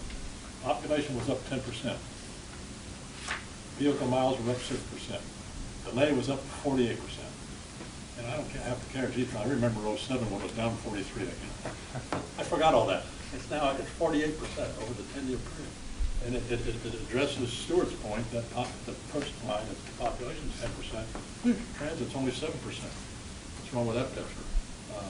And transit travel is only 2.8%. The population was up 10%. To me, that's the whole show. Then it's like a telephone book. I can go back and find my route back here and dig into it. But that's the great big picture. And I think there's a lot of messages there about where money should be spent based on what citizens are doing now. And since in developing this PowerPoint and creating those dark blue dots, it is our desire to add that to the document. The dark blue is the whole message, and it gets lost when you have to try to put the pieces together. And actually, if this is really focused on the commute, then maybe population isn't the best measure. Maybe it's total number of employees. If you really focused on commute. There's got to be some correlation. Population must drive everything. But in any case, yeah. That's what they show employment levels. During the recession, employment down, the riders have come down. Yeah. But I have to tell you, I'm very, very intrigued about our transit thing. It really begs some real study to try to understand and explain what works, what doesn't work, why we're spending so much money on it. So how we successfully educate the part of the population that thinks we should spend more. And it's kind of like build it, they will come. Well, we built it, then they didn't come. So will it be different tomorrow than it was yesterday? Particularly if this leads into another ordinance proposal, to have this as part of the dialogue, I think would be very helpful. Other comments?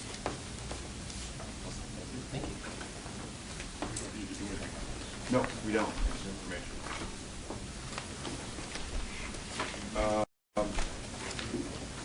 Moves us to future meeting.